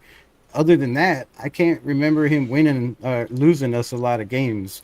Now, Severe said, you know, the fumble, we'll have to show that on tape because I showed that on my channel over and over again, and everybody that was in the chat agreed. There was no communication, no nothing. JPJ was not paying attention. AOC looking to the sideline, while you're looking to the sideline when you have a headset on and whatever they're telling you, you should be looking at the ball constantly. I don't know if he was trying to put guys in play or somebody was, trying to get his attention. I don't know what happened, but the point is we lost. But he had 340 yards and outplayed Patrick Mahomes in that game. Had better stats, better QBR rating, and better completion ratio. So the kid and those numbers that are on the screen right there show what he can do, right? 62% completion ratio is not bad considering the coaches that he's had and the offensive coordinators he had, right? The running game behind him, like I said, 6-1 when the Raiders rush for 100 yards plus, right? That's damn good stats. Could be, should be, right? You make the call. 7-0 when the Raiders rush for 100 yards. That's damn good stats. So the kid doesn't make turnovers, right? You can see by the numbers right there, 11 interceptions to 20 touchdowns. If you're telling me my quarterback this year, those are the numbers, I think that's way better than we were last year. I think that puts us at 7 or 8 wins if those are our numbers, if we have a top 15 defense. So yeah, I just don't feel like he got a fair shake. And if you do feel like you got a fair shake, that's fine, but put him out there, see what the kid can do with the ones in camp, the rest of the camp and the preseason, even the joint practice game. And if he's not the guy, fine, he's not the guy. If if he thinks he's the guy and wants to move on, that's fine too. Like I always say, bro, it's about the shield, and I don't care. I just don't feel like the kid's ever got a fair shake. We've seen what he can do with not even great coaching, but great decent players around him. They still didn't have the best defense that year, but they did pretty well, and the numbers on the screen speak for themselves. So I feel like with a competent coach, as everybody said, right, you have a competent coach, a confident offensive coordinator, and look what he's done to the quarterbacks that he's played with: Brock Purdy, Sam Darnold. He said there's a lot to work there with Aiden O'Connell. So, maybe he can make Aiden O'Connell that guy, and, maybe not. Maybe he moves on and is that guy. Maybe he's a backup for life. But I feel like in this organization at this time right now is the best chance to see what we have in Aiden O'Connell. And if he's not the guy and he loses it for himself, then he's not the guy. You keep him as a backup, you move on, you trade him. But if, all the talk about trading him, if they're really trying to trade him, that's time. Why are you not playing him? Yep. All right. Man. So really got your work cut out for you, bro. I ain't supposed to be talking. Here's your question. Here's your question or response from G Fam. He said the coaching turnover is the only reason I say he didn't get a fair shake, because under consistent coaching he might be able to excel. You can address whatever you like, but I would like for you to hit this topic as well. Your 3 minutes starts now. So to address this point right off the bat, coaching turnover happens when team loses games, right? You saw the Raiders, they won down the stretch of Antonio Pierce's first season. I will ask everybody in the chat, what was the ranking of the Raiders defense during that stretch? I think, I want to say what was the ranking of the defense during the stretch. They were the number 1 ranked defense in the league during that stretch. The Raiders won 5 games during that stretch. You look at Aiden O'Connell's record. He's 7-10 as a career starter, so it means 5 of his career wins came during that stretch when they had the number 1 ranked defense. Oh, what a surprise. He needed the number 1 ranked defense to win more games than he lost. So that shows you that, he's a guy that needs to be carried by the supporting cast around him. The Raiders haven't had the talent to carry a quarterback forever. One of the reasons why we had to get rid of Derek Carr, because we felt we needed an upgrade, because we needed somebody that can help improve the play of the team and not be dependent on what was around him to support them as a player. We talk about just Aiden O'Connell just being an up and down player, right? The difference between if you think about what makes the great players great, or the good players really good and the great players really great, it's consistency.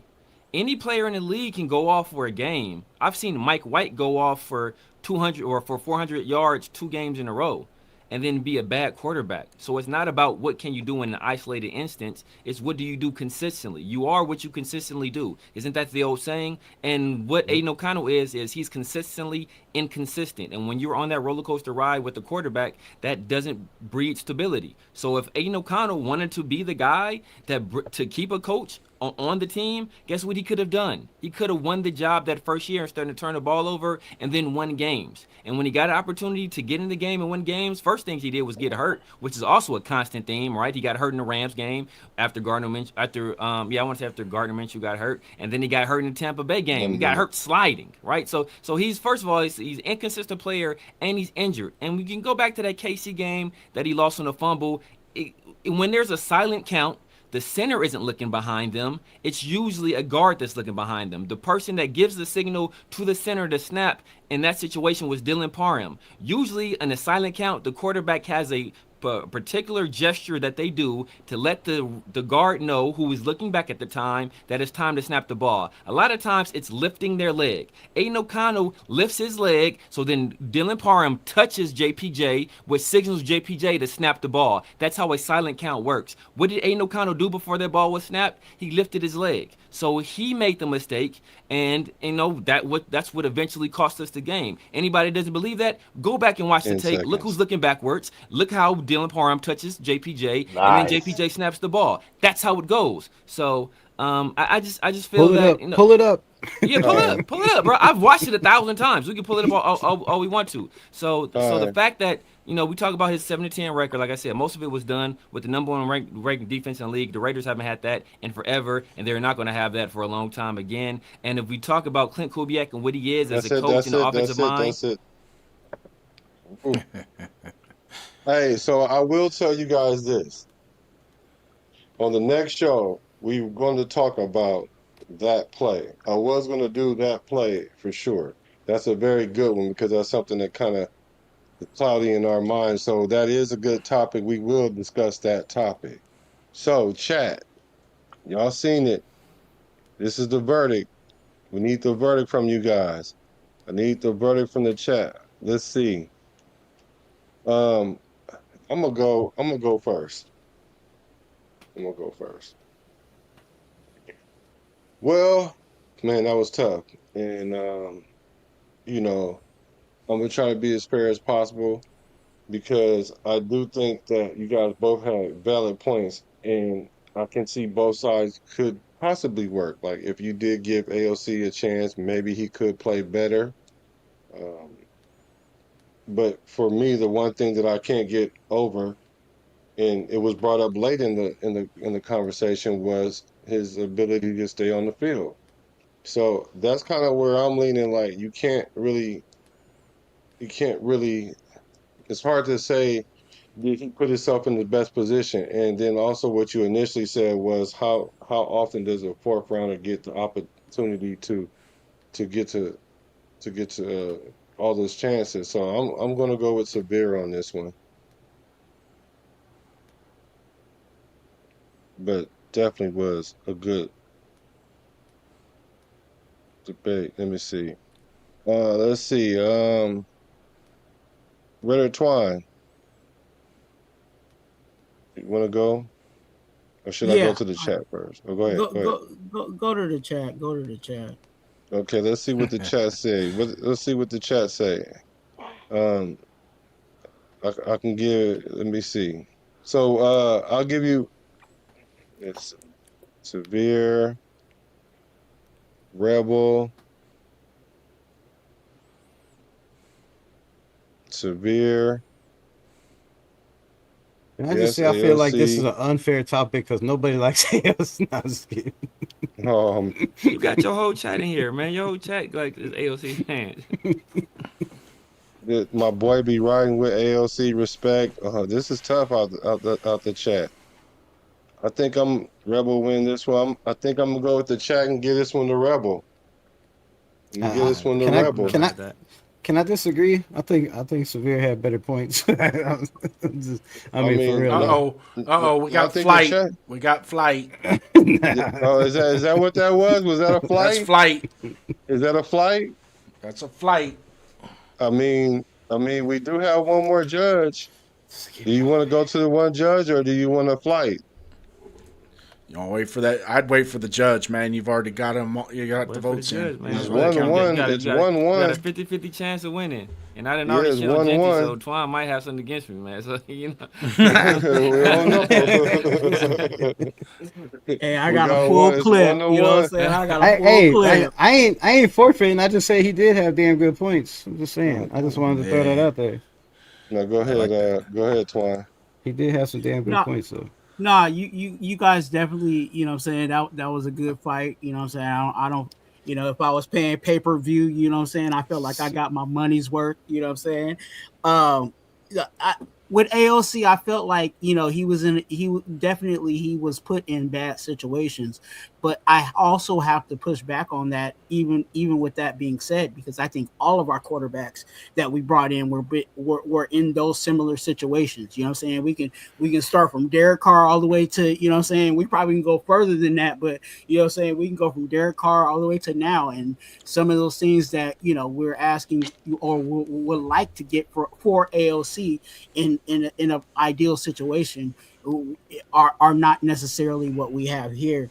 I also feel like reps are, you know what I'm saying, reps are not given, but they're earned. And I think in this situation with Facts. ALC, I think there's, you know, he had opportunities to, you know what I'm saying, you know, knock out the champ, you know what I'm saying? And in boxing, you know, if you're not the champ and you're the challenger, the only way that you'll win that fight is if you knock out your opponent. And unfortunately, he was put in a lot of situations, or a few situations, where the head coach was definitely This ain't fighting for this ain't fighting. boxing though. Boxing is a single sport. This is a team sport. It's but like, but we talking but battle but royal or something but like. but Can, it's can but somebody it kick Genty girlfriend out the chat? Who's this but Henrietta girl that keep Genty's coming girlfriend. What? in? Can we but get but but it's Henrietta? but it still ties into the battle, right? The battle between two quarterbacks. What quarterback is the better quarterback? Who's the one that's producing? Who's the one that got, again, everybody, you know, put together? And I think unfortunately AOC was put in position to knock out whoever that, whether it was Minshew or whoever was ahead of him, and he failed to do that. It shouldn't have been a situation where it came down to a tie if he was really so wanting to be a starting quarterback for this team. So my personal opinion, I love AOC. I think AOC is not a starter. I think he is a great backup. You know what I'm saying? And if you ask me, the pecking order of what we currently have right now is Kirk Cousins, then AOC, then Mendoza. And I'm not willing to, especially where we are with our team, I'm not willing to give AOC some first team snaps, because there's a lot of things that need to be developed and established, that we don't need to have the extra competition in the number one spot. So if But he what if needs, we're developing them if and establishing them for the wrong player? What if Kurt's it, slow ass ain't that? What if his timing is off and his rhythm is off? We won't that know if there's not a Let him get his. competition. Let him but finish his bro. My bad. They but good. that again, still, that's still not the discussion of what we're trying to do here. Like, it has already been placed that Kirk Cousins is the foundation, and then AOC comes behind that. So I'm not going to manage. I'm not going to, you know, waste first team snaps. You again, snaps are not given, or reps are not given, they're earned. So wherever Facts. AOC lands in that pecking order, he needs to be shredding whoever it is. If we have a 4 team squad, AOC needs to be out there shredding in order for him to be that, you know, move up the ranks. So that's where I'm standing on that. So with all that being said, I do feel like, you know, Severe had a stronger case. I think both you guys again brought a lot of things to the table, but I think again AOC had his opportunity, but he just did not. When he stood in front of the champ, he didn't knock him down. I mean, he beat Kansas City twice. They were the champs. They beat Kansas City twice. Derek Carr only beat him 3 times in 9 years. Jack Jones and what you call it beat him one time. yeah. Hey, as long as you ain't turning the ball over, you ain't losing, right? No. So Twine, your vote is to who? My vote is for Severe on this one. All That's what I right, was wondering. Severe. Really good, good. All right, Severe wins the final battle of the evening. Um, any Best for words? last, Yeah, I man. guess. It's a few things that I was gonna say. I didn't really get into my bag. I had a lot more I was gonna say, man. But it was like I said, man. I was gonna talk about Kubiak. There's a lot more I was gonna get into. There's a lot more I was gonna get into, man. But yeah, man. Appreciate you guys, for giving me the win here. Like I said, we talk about a fair shake with Aiden O'Connell. Are any of the quarterbacks that were on the team before, are they still on the roster? Is anybody that was on the team his rookie year or second year or last year, or any of those guys still on the roster? No. Aiden O'Connell was the last man standing. So that means all these separate coaching staffs that have all seen Aiden O'Connell and say, you know what? I think we need to go somewhere else. Remember last offseason when Tom Brady took it upon himself to go watch film and work out with Aiden O'Connell. And then the very next day, he flew to like Montana to recruit Matthew Stafford. That should have told you all you need to know about what he thought about Aiden O'Connell. Was that after a film session and a workout session with Aiden O'Connell individually, no other coaches around, just them one on one. He flew to Montana to try to recruit Matthew Stafford, and then they subsequently gave up a third round pick for Geno Smith. So obviously Tom Brady didn't believe in him from what he saw. These other coaching staffs didn't believe him as a starter. I think all of them feel he brings value to this organization. I feel he brings value to this organization as a guy that's going to push a starter, as a guy to make sure, look, the starter on this team is not going to be able to slack in practice, not going to be able to slack in training camp because we have a guy in Aiden O'Connell that's out there that wants to be a starter and is going to do everything he in his power to be a starter. So he's going to make damn sure our starter is on their P's and Q's. I think that's a valuable thing to have in the backup quarterback. He's shown that he can come in certain situations, and he can be a serviceable quarterback and win you games. I think that's an ideal role for him. And I think if you look at the people want to poo-poo on Brian Hoyer. Brian Hoyer spent like 14 years in the league, made a shit ton of money. He made a lot more money than several first-round picks have made at quarterback. So I think it's not a bad thing for Aiden O'Connell to be a career backup. In some instances, being able to be a backup and be viewed in that way is a positive thing because a lot of the reasons why,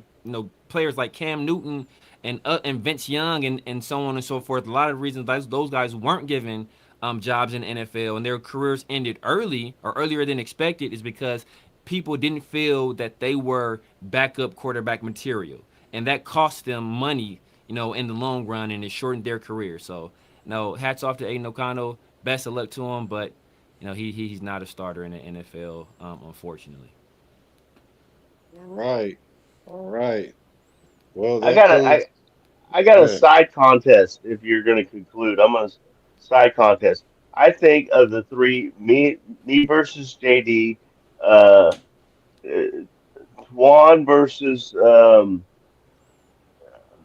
who did Juan go Versus Jason, against? versus Jason. Raider Nation. Jason, Raider Nation, Jason, and then Severe versus Rebel. I vote Rebel and Severe as being the best debate of the night. And look, I was gonna throw a shot at Raider Nation Jason because you remember Baby Kurt. You remember Baby Kurt, dog. You remember? You remember? I didn't. I was gonna give you. I've been giving it to Angelo every chance I get. I let Angelo know about that one. Yeah. High So, hopes. High hopes. so that those are the three debates. Um, you guys, you know, I really, really appreciate you guys for, hacking in and doing this very first show. We'll streamline some things, and I think it was good overall. But I mean, if you guys want to dip out, but I did have one little just general question about today, man. It was a fight today, man. Is Max Crosby doing too much? I just need to know just from y'all. Is Max Crosby doing too much at this point? He showed up with the presser with no t-shirt on. I'm calling him a habitual line stepper at this point. Now, I mean, I read Twine. He said some things about, look, man. I mean, you keep pushing the limit, and now it got to the point where you could have injured the quarterback. I mean, but then Max Crosby trying to get back in his bag because if he don't, then we're gonna say, well, we should have traded him. And I think he's just trying to get back in mode. Do you guys thinking Max Crosby doing too much at this point? Maybe Yeah, man, Max he wants doing. AOC. He trying to hurt Kirk. I think Max doing too much, man. I think Max doing Yeah. too much, and it's a tough situation because obviously Max is Brock.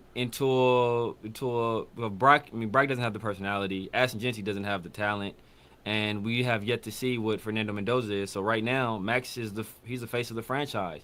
So it puts players in a tough situation where Max keeps habitually doing things to the quarterbacks that they tell him not to do. They keep telling him, don't make contact with the quarterback. Don't hit the quarterback. He's done it every year. He brags about it on his pod. He's done it every year, and he brags about it on his podcast. He's And a rebel. people really can't do anything about it because are you going to be the guy that knocks Max Crosby out or socks him in the jaw, breaks his jaw, and he's out 4 weeks? Are you going to be the dude that does that? And if you do that, do you expect to make this fucking team? You're not. You're not going to make the fucking team. So the only person that's in the position to do something did it, and that was two people, and that was Kirk Cousins and Clint Kubiak. Those are the only two people that can really hold him accountable. Because if anybody else tries, it's going to be an issue. So I mean, I look. I love the intensity. I love turning up the temperature in practice. I'm all good with that. But there's a time and there's a way to do it properly, and there's a way not to do it. And Max seems to always find the way not to do it. I agree with that. I agree with that part of it. But I mean, Max is Max. We know what Max is. Max is Max 100% all the way, all the time. I was a paratrooper. He's all the way like a paratrooper. You can't have one without the other.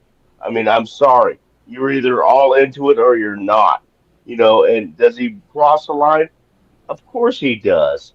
And like you said, he's done it for years. He's always hit the quarterback. They said, "Hey," John Gruden even said, "Hey, knock it off," and he said, "No." I we all say, you play like you practice, but then we want him to practice like a certain way and then play another way. I mean, you're going to have to take the bad with the good, in my opinion. And that's Max. That he's consistent. He's that way every single day, every hour, every minute, every second. If you don't like it, well, then you don't like Max, and that's fine. But I mean, that's what you get when you get that kind of player that is just going to give 1,000% every single second of every single day. And, you're going to get some repercussions from that. But, that's it. I mean, that's my opinion. That's my opinion. Would It's all fun would and would games that until have somebody gets hurt. would that have Because flied once in that quarterback gets hurt, Baltimore? once he hurts that quarterback, that changes everything. Well, It's yeah, just simple. you're right. There's It can't. practice It can't. etiquette. He's just got there. He can still go full speed. He can still beat the shit out of Glaze because Glaze needs it. Got that? Check. We're good with that. That's why they're positional players. That's what he needs to do. But when a quarterback's dropping back to throw and you hit his arm when it's in motion, you snap that tendon into that quarterback's elbow, and all shit's gonna rain down. And everybody that doesn't have a problem with him doing it is gonna have a problem with him doing that. I guarantee you. So the best thing to I'm do going is to learn say it's from it. football. I'm going to say it's football if that happens. That's what happens. Yep. I guess I don't like Max thing because I don't like that. I don't like what he's doing. How many times can we really sometimes take our Raider cap off and really look at Max and say, is he really out there for himself? Because I think his actions today showed that he was really for himself. He said, forget it. I need to get my work in. I need to get my work in and do that again. Risking our quarterback. Why again? And going back to this statement, why do we have our quarterbacks wearing red? Can someone please help me? Because since I don't know, can someone tell me why our quarterbacks wear red? So they don't get hit. Them. So why are we hitting our quarterback? Simple as that. And it's not just Kirk Cousins. I'm not caping for Kirk Cousins. I'm talking about all of our quarterbacks. All of our quarterbacks are red. So that means none of our quarterbacks need to be touched. Simple as that. And if they don't As simple as that. And he's a habitual. Again, I believe he is a habitual line stepper because again, you have all these young impressionable guys that want to be Max Crosby that are looking at this guy continue to continue not following the rules. And we have people. No offense to anybody that has said this previously, but saying Max is just a cop out. How many times are we giving? Why are we giving him a pass?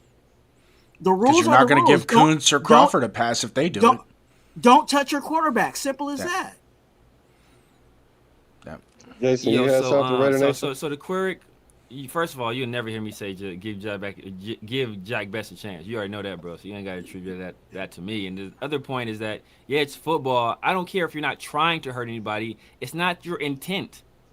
It's not about what you're trying to do. I know nobody out there is trying to hurt anybody else. I would assume because they're all on the same team. But if you're being careless and reckless and selfish, your actions could lead to somebody getting hurt. So why even put yourself in that position?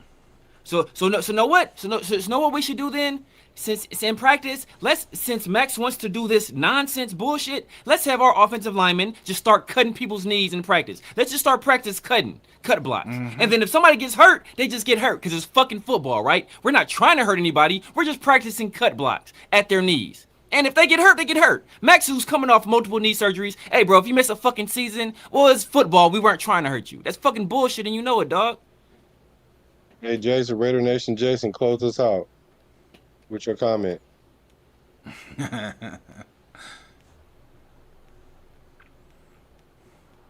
Yeah, I would say, a lot of that stuff would have flied before the trade. But, before he went to Ravens Nation. Flock. You know what I mean? And would he be hitting Lamar Jackson like that? Max being Max, Would that fly in Baltimore? Nope. Hell no.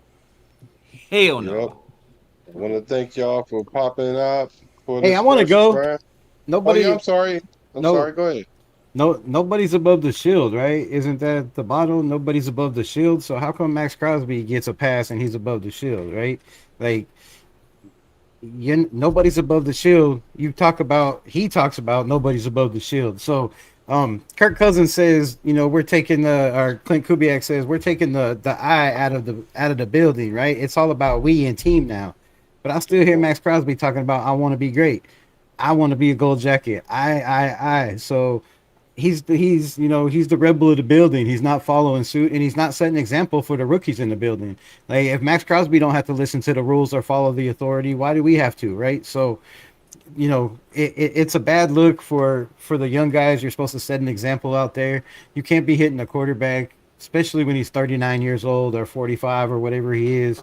You can't be out there hitting the man's arm when he's trying to throw. Like, you're gonna tear an elbow or a shoulder or something in there. So yeah, I feel the rules should apply to everybody, and nobody's above the shield. So you can't be out there doing that. And yes, they sat him down for the rest of the practice, but I don't think it matters. And we've heard Max Crosby say it himself, right? You could kind of put this on DJ Glaze, right? You heard Max Crosby say it himself. If you don't want me hitting your quarterback, stop me. Stop me. That's your job as the offensive line. Stop me. Do your job. So, maybe he's, yes, you don't need to hit the quarterback, but on the other hand, he's saying, DJ Glaze, this is on you, bro. This is your job, is to protect the quarterback. I'm hitting your quarterback because you're not doing your job. So maybe it will make, some of the guys better, maybe not, but either way, you can't be touching your quarterback or hitting your quarterback when he wears the red jersey. Like Twan said, you got the red jersey on for a reason, and there's no reason you could be hitting that. And I get the fact that he plays like he practices. Okay, you can play like you practice and run by quarterbacks like you do in a game. You know what I mean? You ain't got to hit you ain't got to touch them all the time, because there's many times you run by quarterbacks constantly getting juked. So I just don't see why it's necessary that you can't follow rules because you're Max Crosby. Or they run by him. Yeah, or they run by him, right? All right, thank you, fellas. Good night. The battle is over, but the fight never ends. Tonight, you stepped into the arena. You stood your ground. You spoke your truth, and Raider Nation heard you. Until the next battle, keep your shield raised, keep the silver and black close, and never run from the moment. This was Fight or Flight with Black the quarterback. Stand and fight. Stand and fight. Fight or flight.